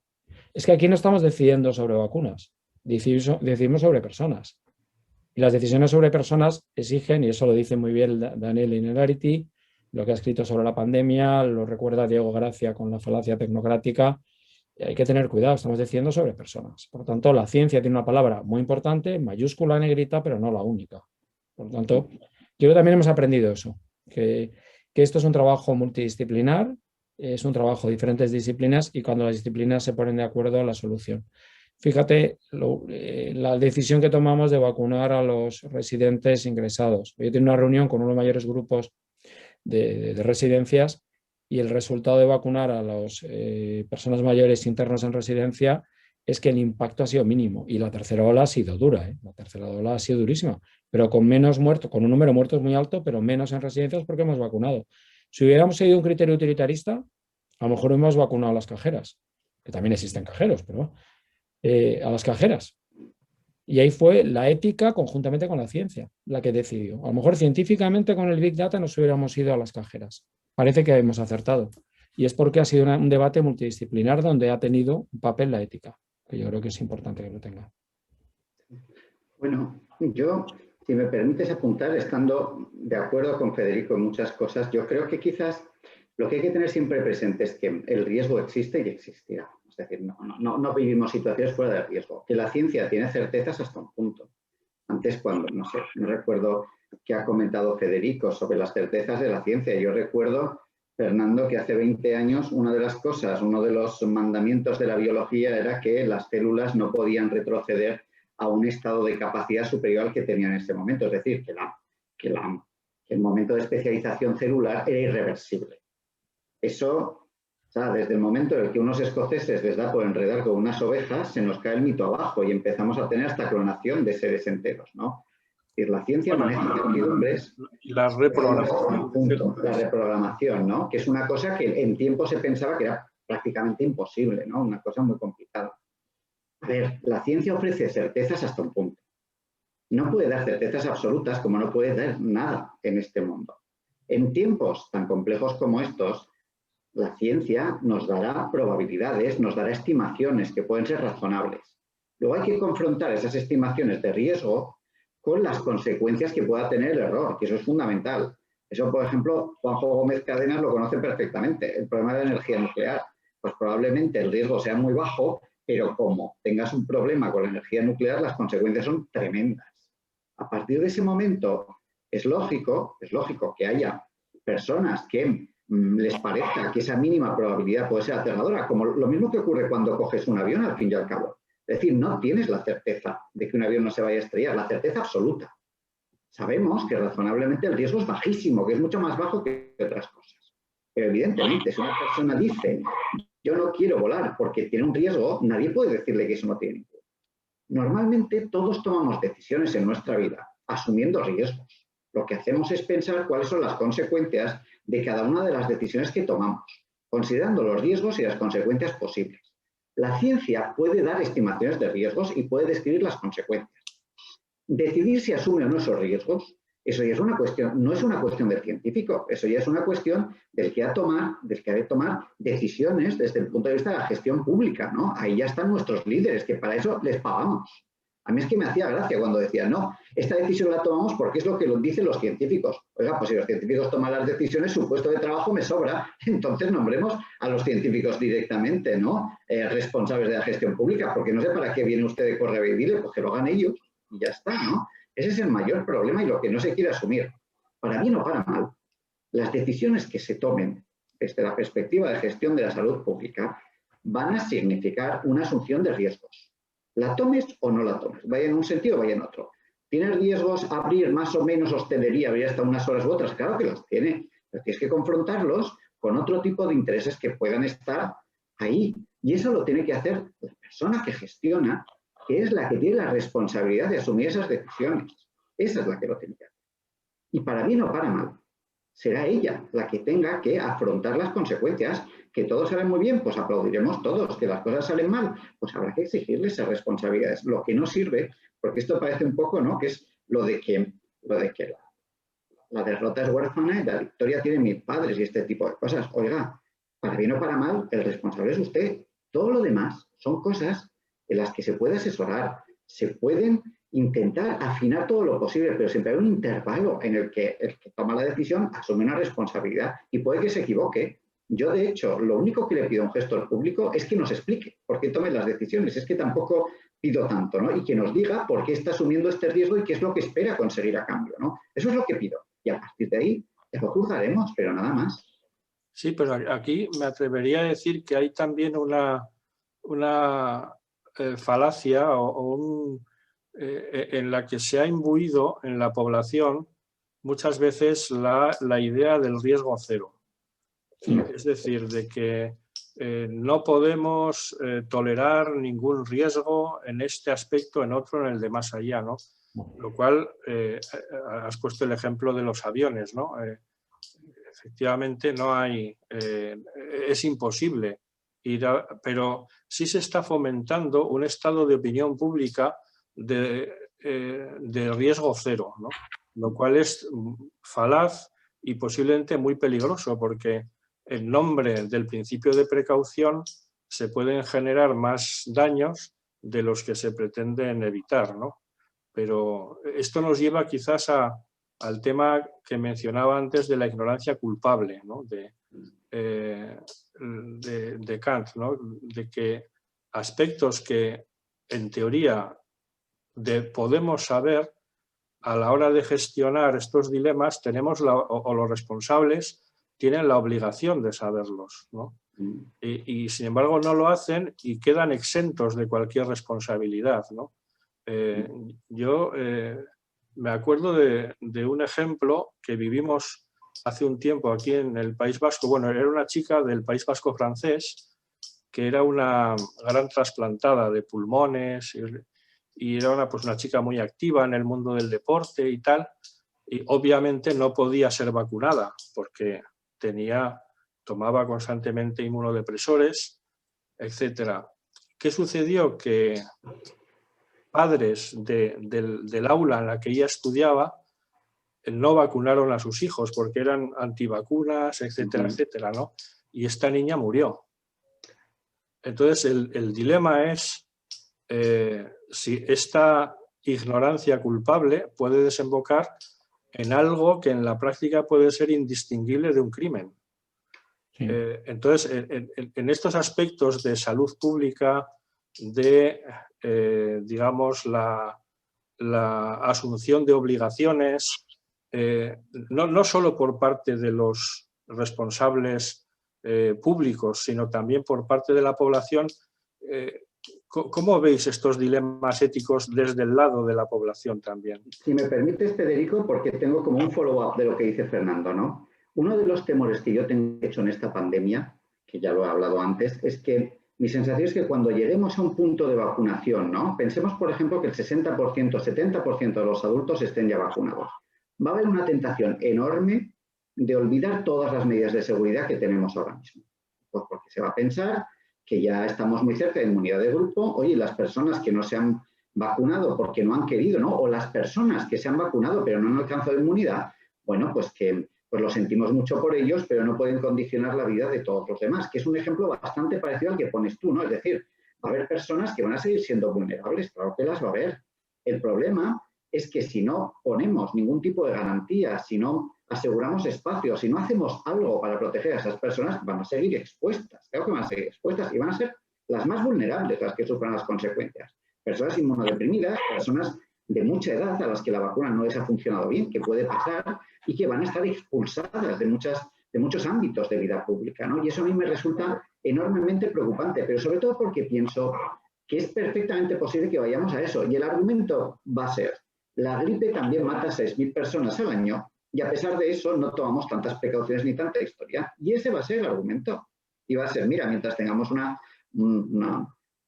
cifra de muertes o de hospitalizaciones tolerable, bueno, que todos los años mueran por esto, pues yo qué sé, 3.000, 4.000 personas, bueno, pues lo asumimos como asumimos los de la gripe y ahí acabará la historia, ¿no? Y eso es una de las cosas que a mí me suscitan mucho temor, la verdad, para ser sincero, sobre todo porque la gripe tiene incluso más de lotería en el sentido de que la sufrimos todos, es verdad que más las personas mayores, pero todos podemos sufrir mucho con una gripe. En esto puede haber incluso mayores condicionantes, los que más sufran van a ser personas muy determinadas y creo que van a estar situación. Y esa es una de las cosas que me parece que pueden llegar a ser tremendas, ¿no? ¿Por qué es evitable? Eso me parece lo terrible.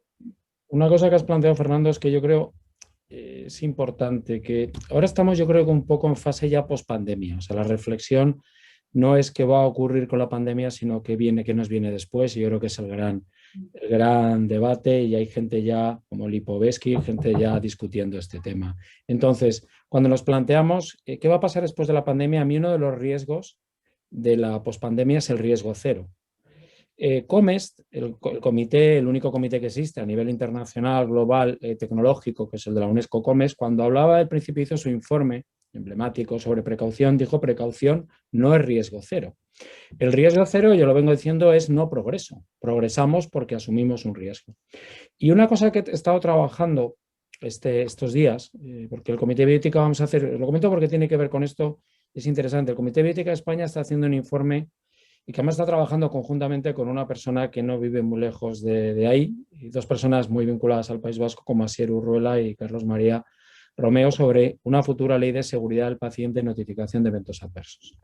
Nos ha pedido el Ministerio un informe que publicaremos en breve, en un mes, sobre los riesgos, la seguridad del paciente y los riesgos en el ámbito sanitario.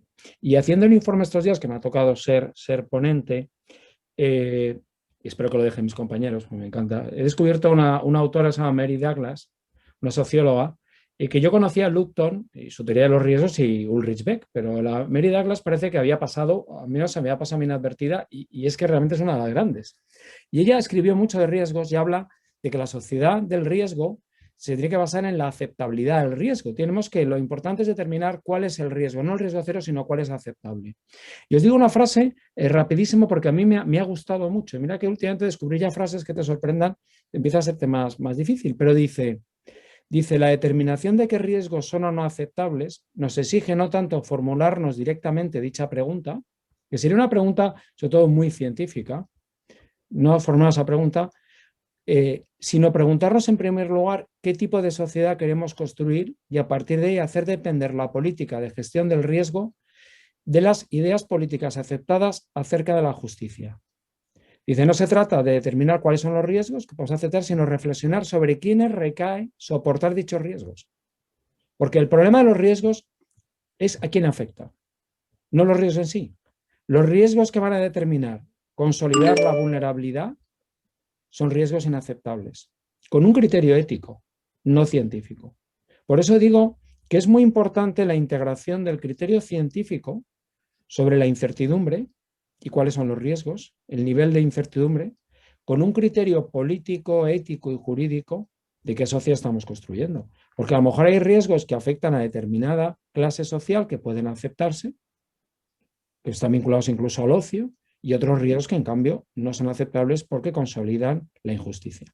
A mí eso me ha gustado porque la pregunta da un calado ético y político que a veces se nos olvida, y en esta pandemia el peligro es que hemos puesto a los científicos delante porque es mejor desgastar a los científicos, es menos contestable la ciencia, aunque Fernando tú lo dices, la ciencia es lo más contestable, es falible por sí misma. Pero claro, para lo que es el común de los mortales, ponerle a un científico, o sea, a mí cuando me ponían al profesor de química o física, yo no era capaz de discutirle, me ponía de filosofía y empecé a discutir con él. Pero no porque yo no me gustara, que tampoco es que fuera muy ducho en esas artes de sino porque yo entendía que lo que decía el señor es que le salía la cuenta, y en cambio el de filosofía la cuenta no le salía, me decía algo que yo no compartía. Claro, hemos colocado a los científicos delante y ¿qué hemos hecho? Transmitir una imagen peligrosa. Y esa imagen que Daniel Linerariti y Diego Horacio han denunciado, esa imagen es la que tenemos ahora que desterrar. Riesgo cero es no progreso, riesgo cero es incomodidad. La sociedad del riesgo es la sociedad del confort. Es la paradoja de Beck. Sí, aquí recuerdo la famosa dicotomía que en el contexto de la Segunda Guerra Mundial que le planteaban a Winston Churchill, ¿no? Acerca de cómo gestionar la guerra, que ya empezaba a ser una guerra de fortísima carga científico-tecnológica, y entonces Churchill siempre se negó a escudarse en los científicos. Tomaba la información, pero asumía las consecuencias buenas o malas de unas decisiones para las que sí buscaba ese asesoramiento, ¿no? Siempre él decía que los científicos, scientists, must be on tap, but not on top. Es decir, tienen que estar disponibles cuando se les pregunta, pero no por encima, ¿no? Entonces, esto que habéis planteado, que es verdad y ha emergido ahora, de escudarse en los científicos para presentar determinadas soluciones más o menos controvertidas o más o menos difíciles, ¿no? Recuerdo que Shlomo Ben-Ami, un ministro israelí que fue embajador, que me interesa mucho lo que escribe, él decía que en política distinguir entre lo bueno y lo malo es fácil. O sea, por muy tonto que uno sea, siempre puede tomar la decisión correcta siempre que esté bien asesorado. Lo difícil es tomar decisiones en las que todas las opciones tienen aspectos negativos. Y entonces ahí está el instinto, la ética, un montón de variables que te permiten asumir qué decisión, aun comportando aspectos negativos, es más o menos asumible por la sociedad, que desde luego no puede aspirar al riesgo cero, ¿no? Si me permites apuntar una cosa con respecto a lo que estás diciendo, Fernando. Hay una cosa que a veces no somos muy conscientes de lo compleja que es la salud pública como disciplina en ese sentido. La salud pública es extraordinariamente complicada porque si todo va bien, ningún político se lleva el mérito, porque no ha pasado nada. Entonces es muy difícil ponerte una medalla por algo que no ha pasado. En cambio, si todo va mal, nadie quiere ponerse delante, porque tienes muy poco que ganar con eso.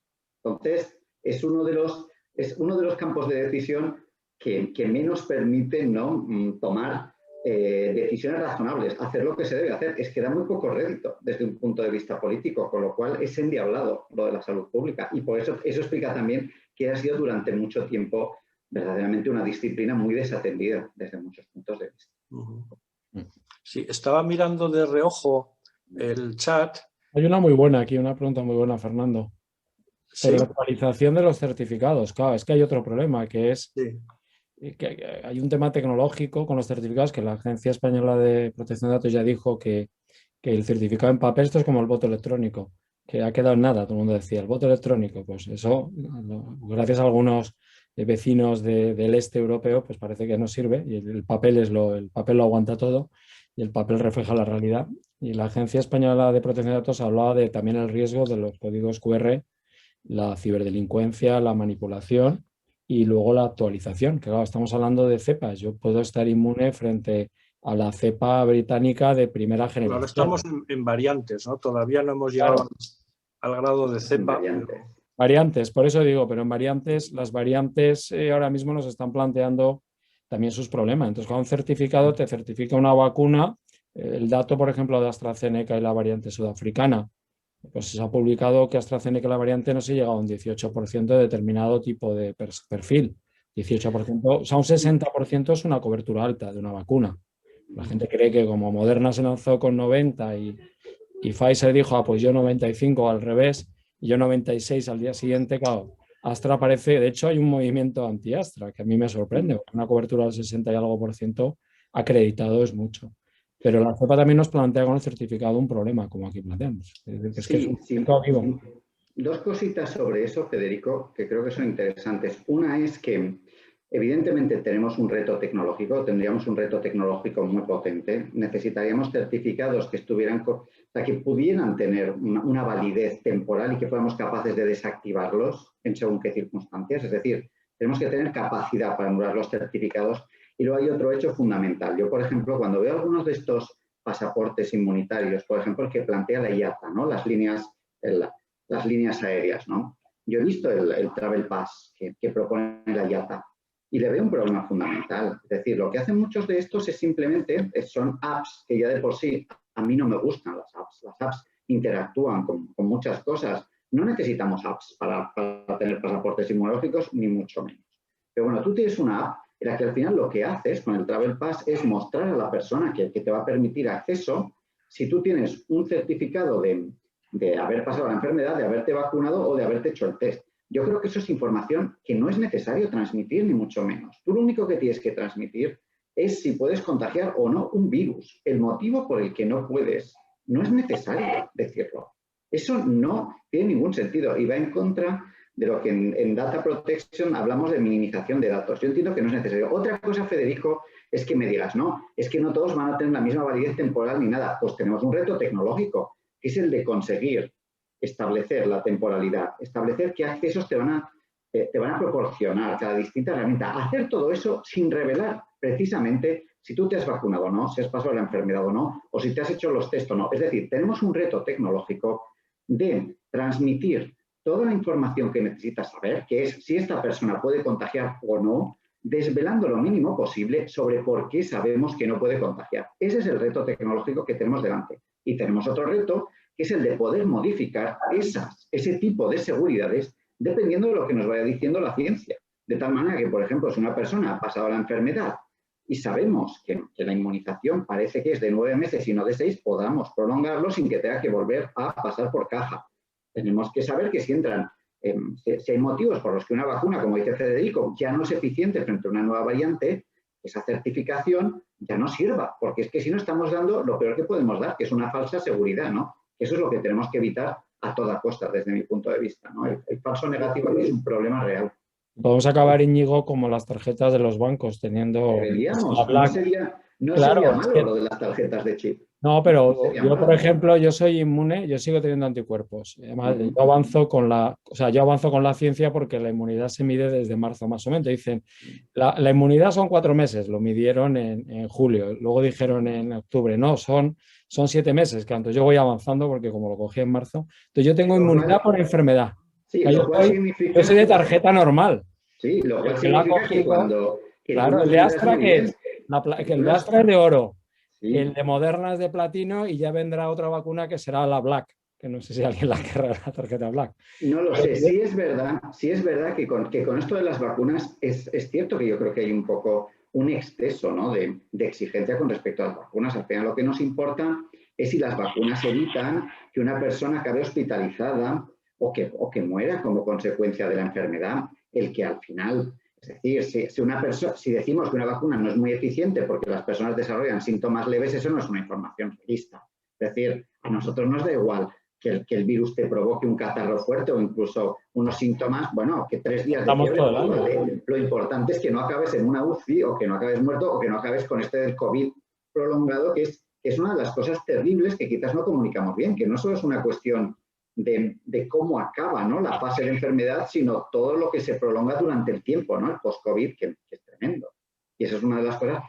Creo que hay 2 mensajes que no transmitimos bien. Uno, que lo importante de las vacunas es que te eviten las peores consecuencias del virus, lo demás no es tan importante. Y 2, que incluso aunque seas joven, es posible que no tengas una sintomatología severa en el momento de la enfermedad, pero puedes tener síntomas durante un periodo largo de tiempo y eso está afectando bastante a los jóvenes, es decir, hay mensajes que no hemos transmitido bien, eso es obvio. Además, el efecto rebaño aquí no es posible, o sea, no era admisible, no por el tema de la muerte, sino por el colapso del sistema. Sí. El problema que es que el sistema, no solo que mueran muchas personas, los datos de Estados Unidos son terroríficos, que son 10 veces la guerra de Vietnam. Es espectacular, lo publicaba ayer los periódicos. Es que es el colapso, es decir, es que si el sistema se colapsa, que es lo que pasó en marzo-abril, los números se disparan de muerte. No es muerte por COVID, es que ya no puedes atender, o sea que... Sí, estaba mirando el chat y bueno, Lluís Montoliu comenta que desde el punto de vista de antecedentes, vamos a decir, los pasaportes inmunitarios ya existían cuando querías viajar a determinados países o trabajar en determinados lugares, ya se exigían unas vacunaciones y una serie de cosas, ¿no? Entonces, digamos, él comenta que usar el pasaporte para acceder a espacios públicos cerrados y a recintos, etcétera, parece que empieza a tener sentido. Por otro lado, hay otra persona que no veo su nombre, dice que en el Reino Unido se ha optado por una vacunación generalizada, pero monodosis, ¿no? Entonces, esto puede disminuir, puede aumentar la velocidad de vacunación y puede disminuir la protección. Entonces, os preguntaba si conocéis si el Comité de Bioética británico ha dicho algo al respecto, acerca de esta decisión de optar por la aceleración vía monodosis frente a la protección más ensayada, que es la que está aprobada hasta fase 3 de la vacuna con 2 dosis. Es que a mí no me consta, más. De todas formas, el Reino Unido tiene una singularidad que no lo tenemos el resto de países, que ellos no tienen un comité estatal.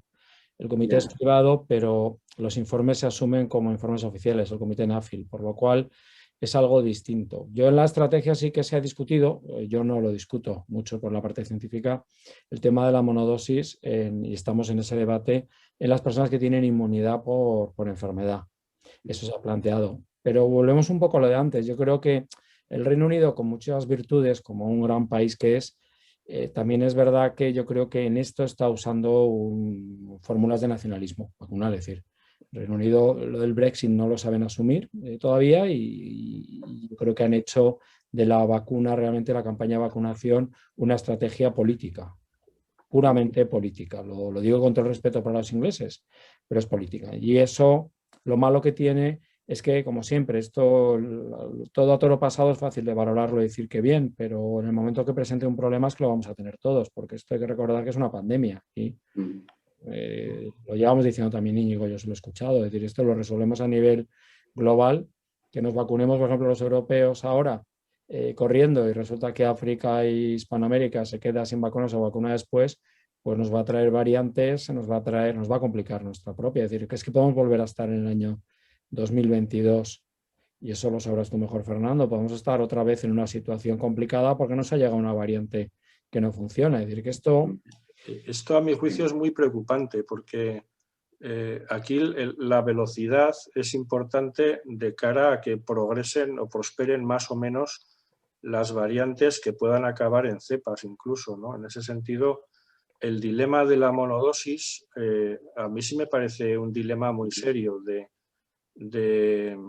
digamos, constreñir la capacidad de expansión de variantes en aras de disminuir algo la protección, ¿no? Pero bueno, yo creo que esto no solo plantea problemas médicos o de salud pública, sino también éticos. Por eso es lo malo. Perdona, Federico, yo te diría, no sé qué pensarás tú, Federico, que incluso plantea un problema que es que en principio tenemos unas vacunas, ¿no? Con una aprobación, ¿no? La que tienen, pero que se basa en unos ensayos clínicos que se hicieron con 2 dosis. Si nosotros estamos dándole un uso que no es el que se ha hecho, los ensayos clínicos, estamos yendo al terreno de lo desconocido. Yo no sé hasta qué punto se puede utilizar unas vacunas con una autorización provisional fuera de lo que está ensayado, ¿no?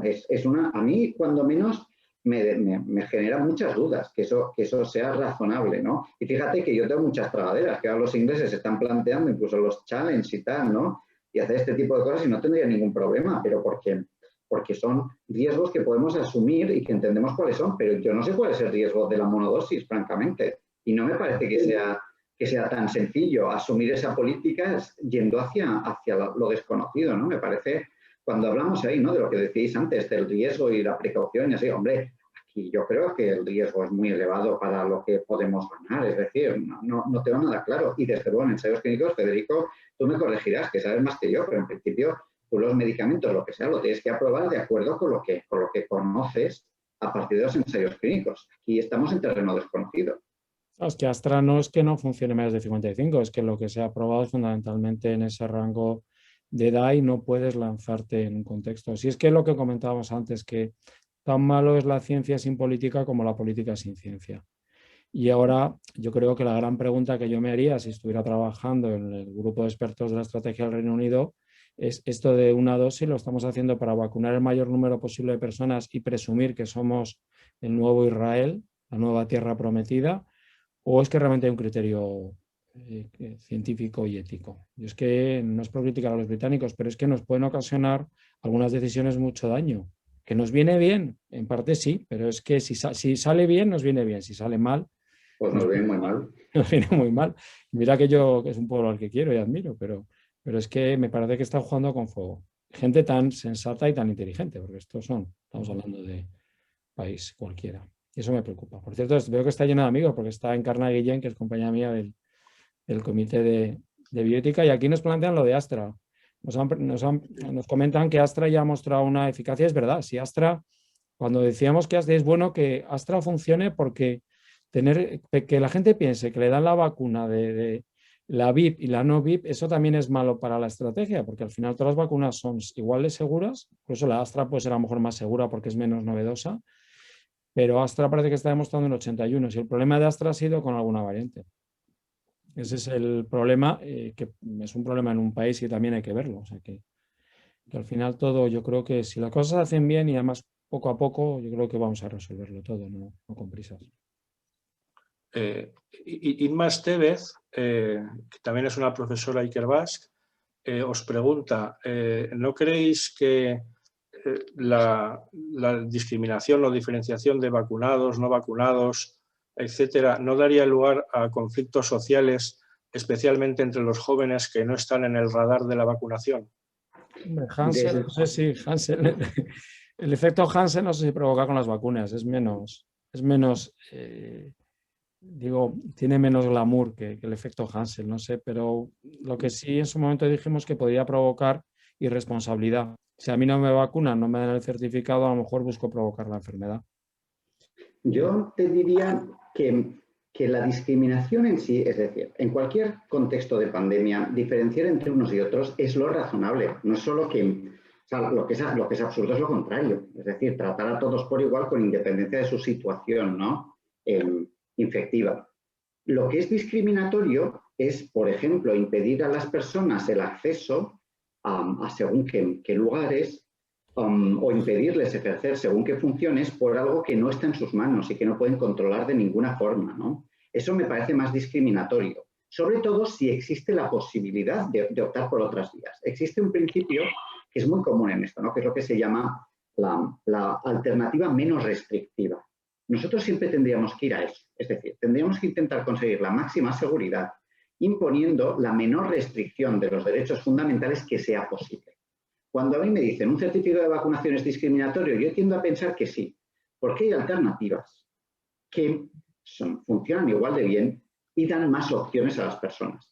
Si tú exiges, en vez de solo un certificado de vacunación o el certificado de vacunación o una batería de test que me aseguren que usted no contagia, estás dando más opciones, con lo cual discriminas mucho menos, con lo cual permites que las personas conserven más derechos fundamentales. Así que desde mi punto de vista, cuanto más restringes las opciones de las personas para alcanzar un resultado que sea básicamente el mismo, más injusta es la medida, más discriminación existe. Así que lo que nos tenemos que fijar es en eso. No creo que sea un problema tanto de la edad. Es decir, no estamos discriminando en función de lo que uno pueda padecer. Estamos discriminando en función de lo que uno es capaz de hacer padecer al resto. Y en eso, los veinteañeros pueden transmitir el virus exactamente igual que cualquier otro. Por lo que en principio no hay una discriminación injusta para los jóvenes. Es más, para los jóvenes yo diría que pueden vacunarse como cualquier otro. Y es más, es recomendable que lo hagan, porque a pesar de que probablemente no tengan las mismas probabilidades de un problema grave, sí que tienen las mismas probabilidades de transmitir al resto. ¿Y que queréis que os diga, jóvenes? Hacedlo por nosotros y no hacéis por vosotros, ¿no? Es que es una solidaridad muy básica dentro de una sociedad, pero hombre, creo que es mínimamente exigible que se vacunen, pero si no se vacunan, por lo menos que se hagan test y nos aseguren que no nos van a contagiar al resto. Creo que eso es lo mínimo que se les puede pedir, sinceramente. Una pregunta que quería plantearos también. Estamos hablando precisamente de los pasaportes, los certificados inmunológicos o biosanitarios, tanto locales como sociales como internacionales, y con el dilema ético que se plantea, digamos, el compromiso entre los derechos individuales y las protecciones de grupo, etcétera, ¿no? Hay otro aspecto sobre el que extrañamente no sé, lo veo yo, vosotros sois los expertos, seguro que lo conocéis, pero es un par de trabajos que surgieron.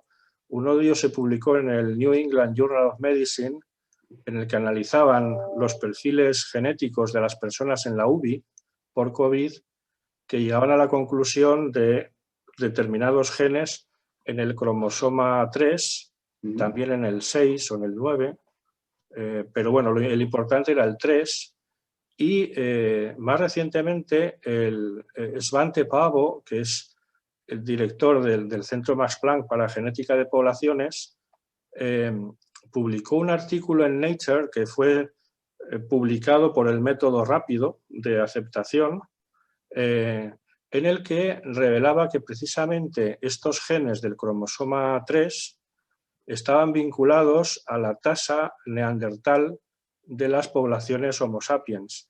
Es decir, existen herramientas que además son fáciles de aplicar, que no determinan si estás contagiada o contagiado de coronavirus, sino que si te contagiaras de coronavirus, ¿qué probabilidades tienes de acabar en la UCI?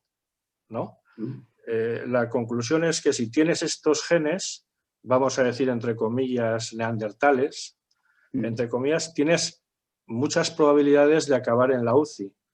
Entonces, una información sobre esta carga genética podría servir para prevenir o para proteger preferencialmente a personas portadoras de estos genes, pero también podrían servir para discriminar seres humanos. ¿Cómo veis este dilema ético que se plantearía en el caso de este otro aspecto de la protección? De caso de que te contagies, ¿qué probabilidades tienes de que tu caso se agrave? Se abren nuevas incógnitas en cuanto a discriminación, en cuanto a control genético de las poblaciones. Todos en nuestra cabeza tenemos nubes inquietantes con estas cosas. ¿Qué opináis? Yo sí he visto, Fernando, curiosamente, una variante de pasaporte inmunológico que es lo que se llama el pasaporte basado en la genómica. Es decir, nosotros podemos saber, por ejemplo, que algunas personas, por su propia genómica, no lleguen a infectarse con el virus, ¿no? Entonces, si somos capaces de descubrir que algunas personas no se infectan con el virus, es bastante obvio que ellos tendrían un pasaporte inmunológico vitalicio. Esto ya sería clase platino, Federico. Ahí ya te han desbordado, ¿no? Serían personas que no. Eso sería bastante curioso, porque también en términos de sociedad podríamos pensar que habría personas con las que podríamos contar para desarrollar según qué tipo de tareas, porque ellos ni son un riesgo para nosotros, ni son un riesgo para sí mismos, cosa bastante curiosa. También hay que tener en cuenta una cosa en esto. Siempre que pensamos que algunos pueden ser privilegiados por su estado genómico, por ejemplo, no es necesariamente cierto. Una sociedad puede decidir que aquellos que no sufren riesgos asuman según qué tipo de tareas que otros no podemos asumir. Eso es una cosa que no hemos hecho, por ejemplo, en esta pandemia, pero tiene un sentido de que, oiga, ustedes que ya están inmunizados, dedíquense a hacer este tipo de cosas, que otros corren un riesgo si las hacen. Eso tampoco lo hemos hecho, ¿eh? Esa exigencia de mayores deberes a los que no cubren riesgos. Y segundo, con respecto a lo que decías, si unas personas tienen mayor riesgo de acabar en esa situación, tiene sentido que tendrán una prioridad mayor para recibir una vacuna que haga que no desarrollen la enfermedad. Otra cosa diferente es si esa genómica les va a hacer más o menos propensos a transmitir el virus, que ya plantearía otra cuestión distinta, que tendría que ver con la estrategia de vacunación, si vas a impedir que la gente desarrolle la enfermedad o que la transmita. Así que habría muchas variables dentro de eso, pero por supuesto, yo entiendo que no sería un problema tomar distintas decisiones en función de la genómica de las personas siempre que tuviéramos motivos razonables por los que pensar que se van a comportar de distinta manera frente al virus o frente a la enfermedad. Otra cosa diferente es cómo consigues esa información y si tú podrías o no obligar a las personas a que desvelaran ese dato, que eso ya es otro dilema todavía diferente, es un dilema que tiene que ver con la privacidad y en qué casos podrías obligar a las personas a renunciar a esa privacidad, lo que nos llevaría a otro debate muy complicado, claro. No, el tema, rapidísimo, el tema que planteas, Fernando, y que Íñigo sabe más que yo de eso, sí que es verdad que ahora mismo existen herramientas tecnológicas que nos permitirían hacer muchas más cosas como la pseudonimización. De hecho, el Comité de Bioética, que ha habido gente que, pues hay gente que le ha gustado, gente que no le ha gustado, en mayo, y en parte iniciativa de Encarna Guillén, que está ahora por ahí escuchándonos, sí, y es persona extraordinaria, compañera extraordinaria, pues hicimos un informe sobre el uso secundario de datos de salud. Yo creo que es que todo esto nos trae, y la pandemia nos puede ayudar a cambiar ese paradigma. Yo creo que el paradigma de la intimidad o el modelo Helsinki, el paradigma Helsinki se agotó. ¿Ya? ¿Por qué? Porque ya la enfermedad no es algo mío, la enfermedad es algo de todos. ¿Por qué? Porque la enfermedad tiene una base genética, porque el estudio de mi enfermedad puede eso no exige levantar la intimidad o destrozar la intimidad individual, exige buscar puntos intermedios, pero hemos desarrollado, yo creo, un modelo muy individualista, muy basado en la libertad individual, en la autonomía relacional, cosa que en los países escandinavos no están así, porque son algo más comunitarios. Entonces, si hay un punto de equilibrio, o sea, esto se trata de encontrar, como siempre, un punto de equilibrio que sepa ajustar lo que es el interés individual y el interés colectivo. Si la pseudonimización, tecnologías como el blockchain nos pueden ayudar a que yo pueda usar los datos del individuo en beneficio de la colectividad sin que su intimidad se pueda ver afectada o el riesgo sea mínimo, todos asumimos un riesgo en nuestra vida, como lo hemos estado siempre. Y eso, por eso hicimos el informe precisamente para facilitar no la investigación de las vacunas, que también, porque ahora hay que investigar las variantes, sino para facilitar la investigación de la predisposición a un desarrollo catastrófico que es genética. Y por eso partimos de un paradigma que es distinto, que ya está apoyando mucha gente. Pero eso exige también una pedagogía, una labor de educación de la población, que entendamos. Yo casi conseguí que la UNESCO lo pusiera, estuve a punto, pero me lo retiraron, pero casi lo dijimos, que los datos son patrimonio de la humanidad. Los datos de salud, eso no significa que mis datos queden expuestos o que alguien pueda saber qué predisposición tengo yo a padecer enfermedades, que ya hay empresas que lo están pidiendo, es decir, los test genéticos, que no nos engañemos. Pero que mi dato, yo no puedo plantear mi enfermedad en clave es mi enfermedad, ¿no? Yo, si me permites un apunte en eso, Federico, en lo que creo que nos puede venir muy bien esta pandemia, ¿no?, es en el sentido de pensar que efectivamente estamos todos relacionados biológicamente, es decir, no somos seres aislados ni seres de luz, vivimos todos unidos. Yo te diría que es inevitable. Durante muchos años hemos vivido un paradigma, incluso en datos, ¿no?, en el que parecía que todo había que hacerlo con el consentimiento del individuo. Creo que es un error, francamente, desde muchos puntos de vista. Está muy bien el consentimiento informado individual para que a ti te extraigan una muestra, para que te sometas a un tratamiento médico, para muchas cosas. Pero para lo que es utilizar tus datos, yo creo que es mucho más razonable dar buenas garantías a las personas de cómo vas a utilizar esos datos. Porque si no, se incurre en algo tan absurdo como que las personas acabamos dando un consentimiento informado al tratamiento de datos que ni te enteras muy bien de qué estás consintiendo. Y eso te deja muchas veces desnudo, en muchos sentidos. Es mucho más importante que te den buenas garantías por parte del que va a utilizar tus datos que el que todo sea simplemente que tú des tu consentimiento, porque acabamos dando consentimiento para cualquier cosa en esta vida y eso da todo el poder al que adquiere tu consentimiento. En cambio, si pasamos un poco del paradigma del consentimiento y nos centramos en bases de legitimación diferentes, como el interés público, como la investigación, e interponemos las garantías necesarias para asegurar que no se van a utilizar mal, que no se van a utilizar en contra tuya esos datos, creo que saldremos ganando todos, clarísimamente. Hay que desterrar ya esta idea de que el consentimiento es la base de todo tipo de tratamiento de datos, porque de verdad que es nefasta desde todos los puntos de vista, para mi gusto. Otra cosa es el tratamiento, no tiene nada que ver con eso. Es que además Yo lo del consentimiento, nada más, Íñigo, es que primero, es una falsa seguridad, como dices. Nos están vendiendo algo que en el fondo es falsa seguridad. Nos están diciendo, usted es dueño de sus datos porque los consiente. Mentira, si yo consiento. Y segundo, es insolidario. A mí no me parece bien lo del consentimiento para el uso secundario porque dejo en manos del sujeto decidir sobre el interés colectivo. Es decir, si su enfermedad puede ser buena para luchar frente a la pandemia, yo tengo que implementar las medidas para garantizar su intimidad, pero usted no puede poner en juego. Yo por eso digo que el paradigma hay que cambiarlo y a lo mejor la pandemia nos ayuda, porque trae de bueno.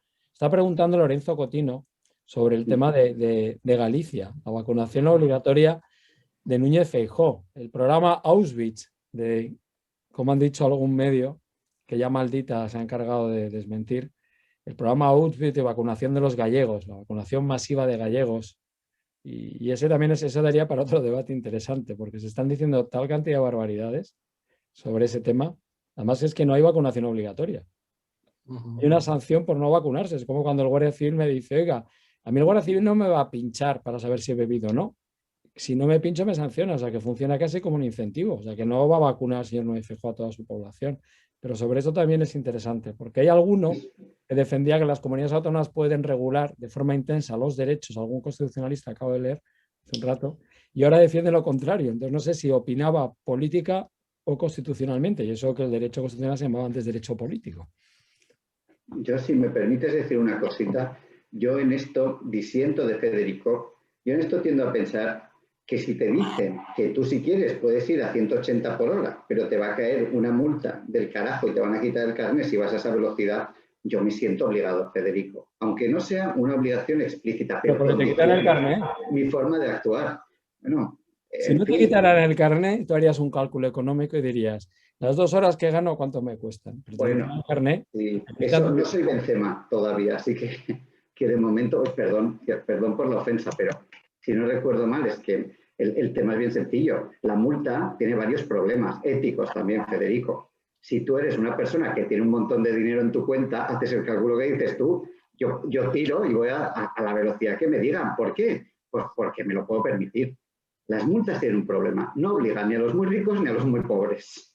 Porque ninguno de los dos va a ver afectada su economía por ello. Y en cambio, hombre, al resto, no sé si se le puede llamar obligación o no, pero si a mí me dicen que si no me multo, si no me vacuno me ponen 60.000 euros de multa, hombre, ¿y qué quieres que te diga? ¿No? Son 3.000. Es 3.000. Profesor universitario, esto lo paga sobradamente. 3.000 euros.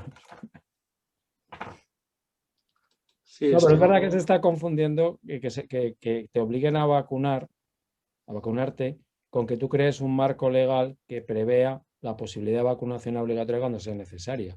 Es que no es lo mismo crear un encaje legal para en el futuro. Son cosas completamente distintas, Federico, eso estoy de acuerdo. Claro, entonces se está confundiendo, ya ha generado un debate y otra cosa es el debate si una comunidad autónoma puede hacerlo, que de hecho la proposición de ley que me la he leído antes no está mal planteada, es decir, que la justificación y el encaje legal no la han planteado mal, teniendo en cuenta que es salud pública y que la sanción afecta al derecho de propiedad, no afecta realmente a la integridad, porque no hay una vacunación obligatoria. Sí, otra cosa es, y ya lo veremos, Federico, si yo fuera el gobierno central, el Estado diría que eso no es una competencia autonómica y aunque lo planteen así... Pues, conflicto de competencia. ¿Sí? Conflicto de competencia. Sí, estaba mirando ahora una de las preguntas, de las cuestiones que ha planteado es un artículo recientemente publicado, acabo de pincharlo en Science Direct, de un grupo ubicado en el Reino Unido, que hablan de la variante B1351 y se pregunta si, digamos que disponían de estos datos hace más de un mes y que, bueno, pues han sido guardados para el proceso de publicación y también de las políticas de embargo de las grandes revistas, ¿no? Tipo Nature y Science. El hecho de no compartir estos datos en decisiones que se han tomado recientemente, como el tema de acelerar las vacunas, en el tema de las variantes, etcétera, ¿qué cuestiones éticas os surge digamos, embargo de datos en temas de publicación de... hombre, la respuesta rápida que se me ocurre es que están los archives, ¿no? Estas publicaciones antes de la revisión por pares, que ya colocan en dominio público borradores de estos trabajos. Pero bueno, independientemente de esto, ¿qué opináis de la preservación de los datos por parte de los investigadores, de datos que podrían tener consecuencias muy importantes en la política de salud pública, en ese caso de COVID? Pues yo francamente te diría que creo que no es razonable, por una simple razón, ¿no?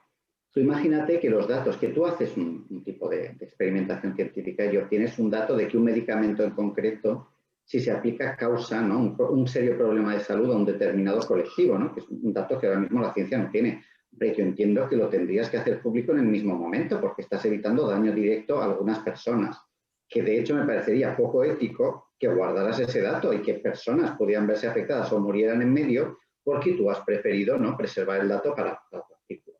Creo que sería poco aceptable.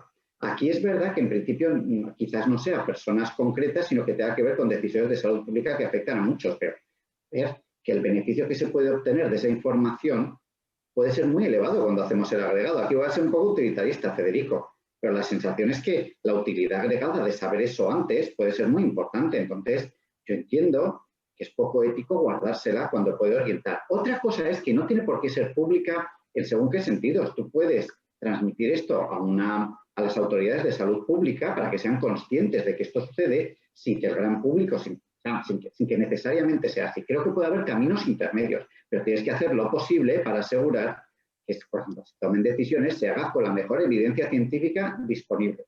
Y desde mi punto de vista eso es una obligación del científico, que es ayudar a la mejor toma de decisiones de acuerdo con la mejor evidencia científica del momento. Así que creo que eso es un deber. Creo que si tú tienes algo que puede condicionar la toma de decisiones, tú lo tienes que revelar, por lo menos al que tiene que tomarlas, ¿sabes? Quizás no a toda la población, pero sí al que tiene que tomar la decisión. Esa es mi sensación. No, el Reino Unido además hay que recordar que es miembro de la UNESCO por ahora, no sé si hará un referéndum también para abandonar la UNESCO, y el artículo 15 de la Declaración Universal de Derechos Humanos y Bioética habla del principio de compartir los beneficios de la investigación. Eso no significa acabar con las patentes ni acabar con el conocimiento y con la propiedad del conocimiento, que es lo que al final ampara también la investigación científica. Significa que yo si oculto un conocimiento que es beneficioso sin que realmente haya ni siquiera ningún argumento que lo justifique, sino meramente el vacunanacionalismo, pues en el fondo es que estoy incumpliendo hasta los principios básicos que están en la Declaración Universal. Yo también, no sé qué diría el señor Locke de lo que están haciendo sus ciudadanos, pero me sorprende. O sea, por eso digo, no es denuncia al Reino Unido, pero es que si convertimos esto, todo este mundo en la justificación de por qué abandonar a la Unión Europea y que bien nos va y estamos todos vacunados, pues nos va a crear un problema a todos. Ya nos lo ha creado que abandonen, pero encima esto va a crear un mayor problema. Y hacer política con las vacunas pues es realmente inadmisible. Se me ocurre, a raíz de lo que estáis comentando, estos comités internacionales de bioética en los que estáis, ¿tienen técnicos que rastreen repositorios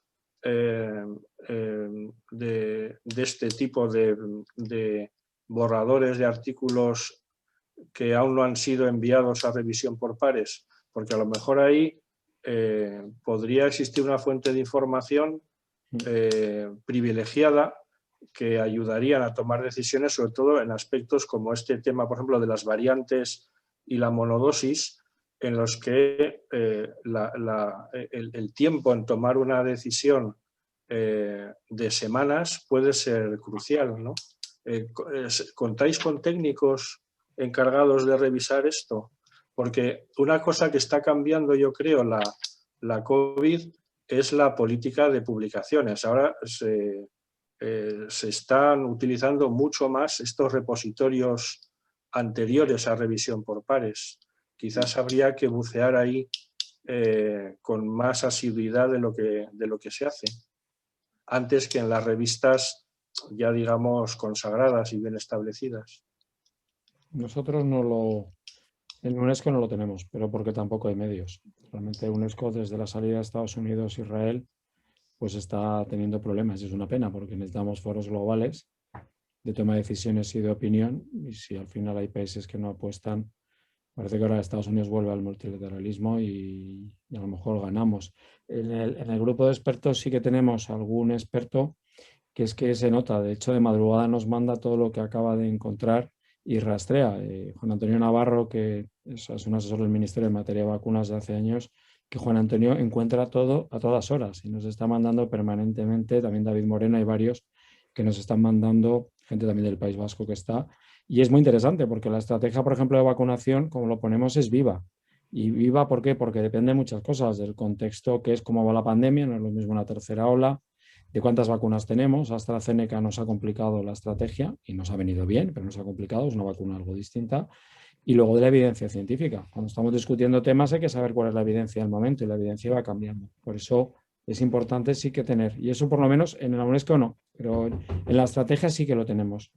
O sea, en la estrategia sí que tenemos gente que está rastreando y buscándonos la última evidencia científica.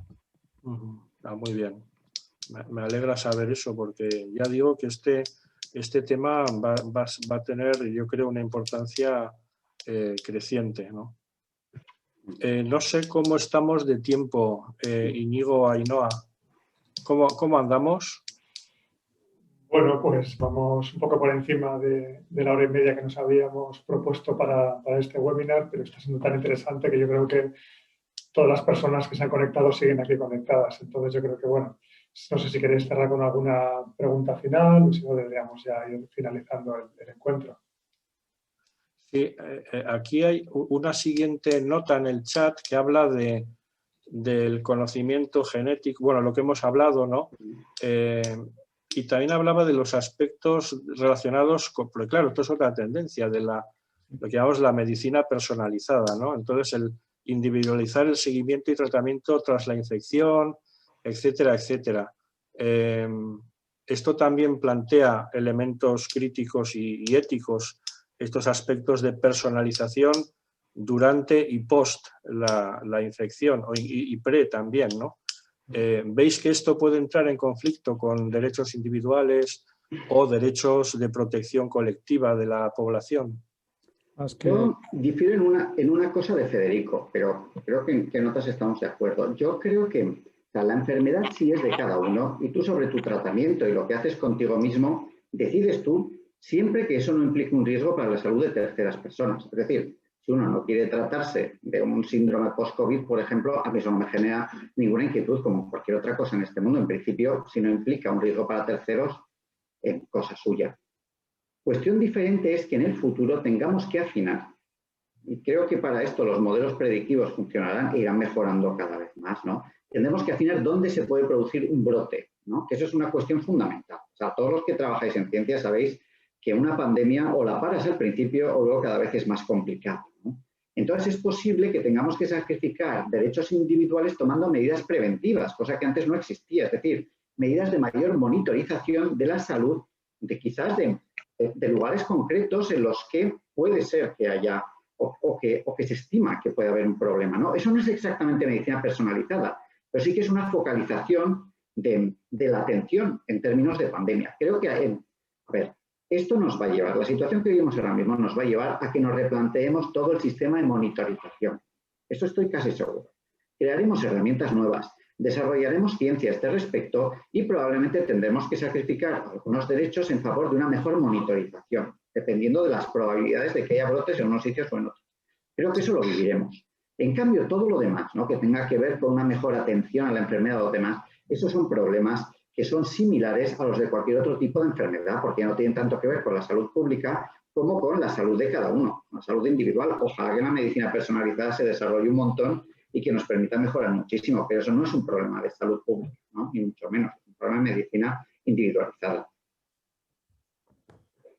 Sí, no, yo coincido, no, lo que yo decía que la enfermedad no es nuestra, lo decía un poco de manera como provocando, es decir, es verdad, mi enfermedad es mía, lo que pasa que es verdad que los datos, si las enfermedades por todo el desarrollo de estas nuevas biotecnologías o tecnologías permiten a través de mis datos de mi enfermedad salvar muchas vidas, y el proyecto Harmony en Europa en oncohematología y otros proyectos que hay como Pioneer y varios nos hablan de que mis datos pueden salvar. Entonces, partimos de un paradigma que yo decía antes que es un paradigma muy del siglo XX, incluso del siglo XIX, es la enfermedad del paciente y solo para el paciente y del paciente.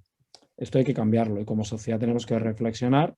Desde Estados Unidos llegan propuestas interesantes, siendo un país muchísimo más liberal y menos comunitario que nosotros, y desde otros países llegan propuestas. Nosotros en España creo que hemos avanzado bastante. O sea, la gente de la Cátedra de Genoma Humano y Derecho ha hecho mucho ahí, muchísimo, porque hablaban de esto cuando nadie, esto no sabía ni lo que era el genoma casi, no sabían ni los del genoma y estaban ya hablando ellos de eso. Y luego, pues en el Comité Bioética hemos intentado, trabajando todos, pues aportar un informe que permitiera abrir, porque es buscar el punto de equilibrio. Si aquí, como siempre, son esos puntos de equilibrio entre interés individual e interés colectivo y se trata de pensarlo y encontrarlo, muchas veces se encuentra. ¿Que esto nos va a cambiar? Sí, pero también lo que tenemos que evitar también es los excesos, que queden personas ya marcadas por tener una predisposición. Los que menos creen en la genética son los genetistas, porque dicen, sí, la genética es importante. Los hábitos de vida, ¿por qué 2 hermanos gemelos tienen una predisposición a padecer cáncer y solo la desarrolla uno? ¿Qué es la epigenética? Todavía hay muchas preguntas. Entonces, la incertidumbre también nos ayuda a ser respetuosos con los derechos porque esas incertidumbres también nos hacen ser muy cautos y darnos cuenta que no existen verdades absolutas. También yo creo que eso es muy, muy bueno. Oye, un follow-up a lo que ha dicho Federico, si me dejáis, solo una idea muy interesante. La incertidumbre, de hecho, debería ser fundamental, porque algunos de los que nos vacunemos nos inmunizarán las vacunas y algunos no. Quedaremos sin protección. Sería maravilloso que tomemos las decisiones sobre qué va a pasar en el futuro antes de saber quién se inmuniza efectivamente o no, porque no lo vamos a pensar de la misma forma. Esto es un tema muy, muy de Rawls, ¿verdad, Federico? Pero fundamental. Tomemos las decisiones antes de saber si eres el afortunado, porque luego, si no, es más difícil cambiarlo una vez que ya hemos repartido las cartas, ¿no? Siempre es mejor saber que ganamos o perdemos antes de repartir el naipe, ¿no? Pues en esto pasa un poco lo mismo. En la estrategia somos rawlsianos, hemos puesto velo de ignorancia y le toca a cada uno la vacuna y ahí nos elige, ¿no? Pero es bueno que tomemos decisiones de cara a futuro que permitiremos y que no permitiremos antes de saber a quién le va a funcionar y a quién no le va a funcionar, ¿no? Creo que sería muy importante. Muy interesante, Íñigo. ¿Sí? No es que yo sea moral rawlsiano, pero hay más convencido. Todos tenéis vuestros defectos. Me escucha el rector. Muy bien, Íñigo, pues entonces estamos ya un poco fuera de tiempo, salvo que queréis comentar algún aspecto más o algo que hayáis visto en el chat o algo. Yo creo que ya hemos abordado, por supuesto, como en los buenos debates que conozco, surgen preguntas que nos llevarían a más reflexiones, ¿no? Pero yo creo que en este rato que hemos estado compartiendo impresiones y reflexiones, yo desde luego he aprendido un montón y espero que nuestros oyentes, estoy seguro de que también. Y entonces, simplemente agradeceros, Federico, Íñigo, vuestra participación. Ha sido estupendo estar con vosotros y nada, hasta la próxima. A ver si podemos seguir compartiendo ideas y reflexiones sobre estos aspectos que yo sí creo que esta situación excepcional, esta emergencia mundial, plantea dilemas de todo tipo, sociales, económicos, políticos, científicos y sobre todo éticos, ¿no? Entonces, en este sentido,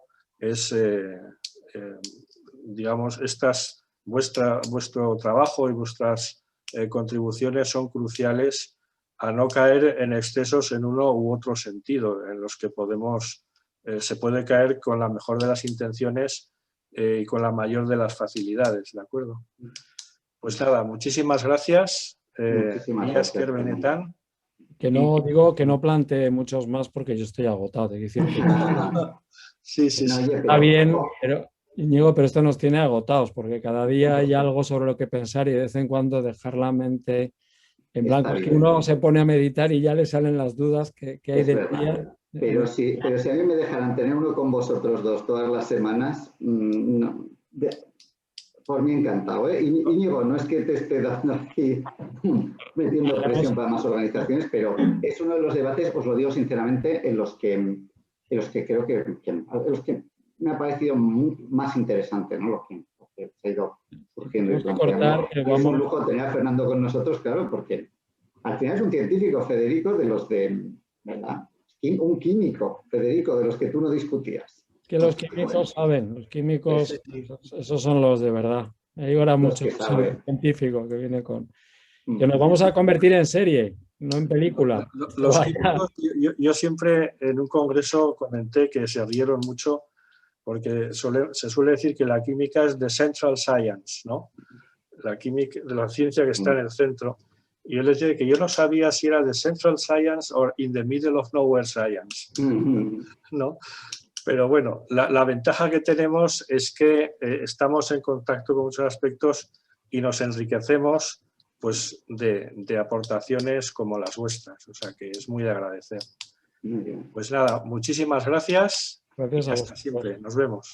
¿Vale? Gracias. Vale.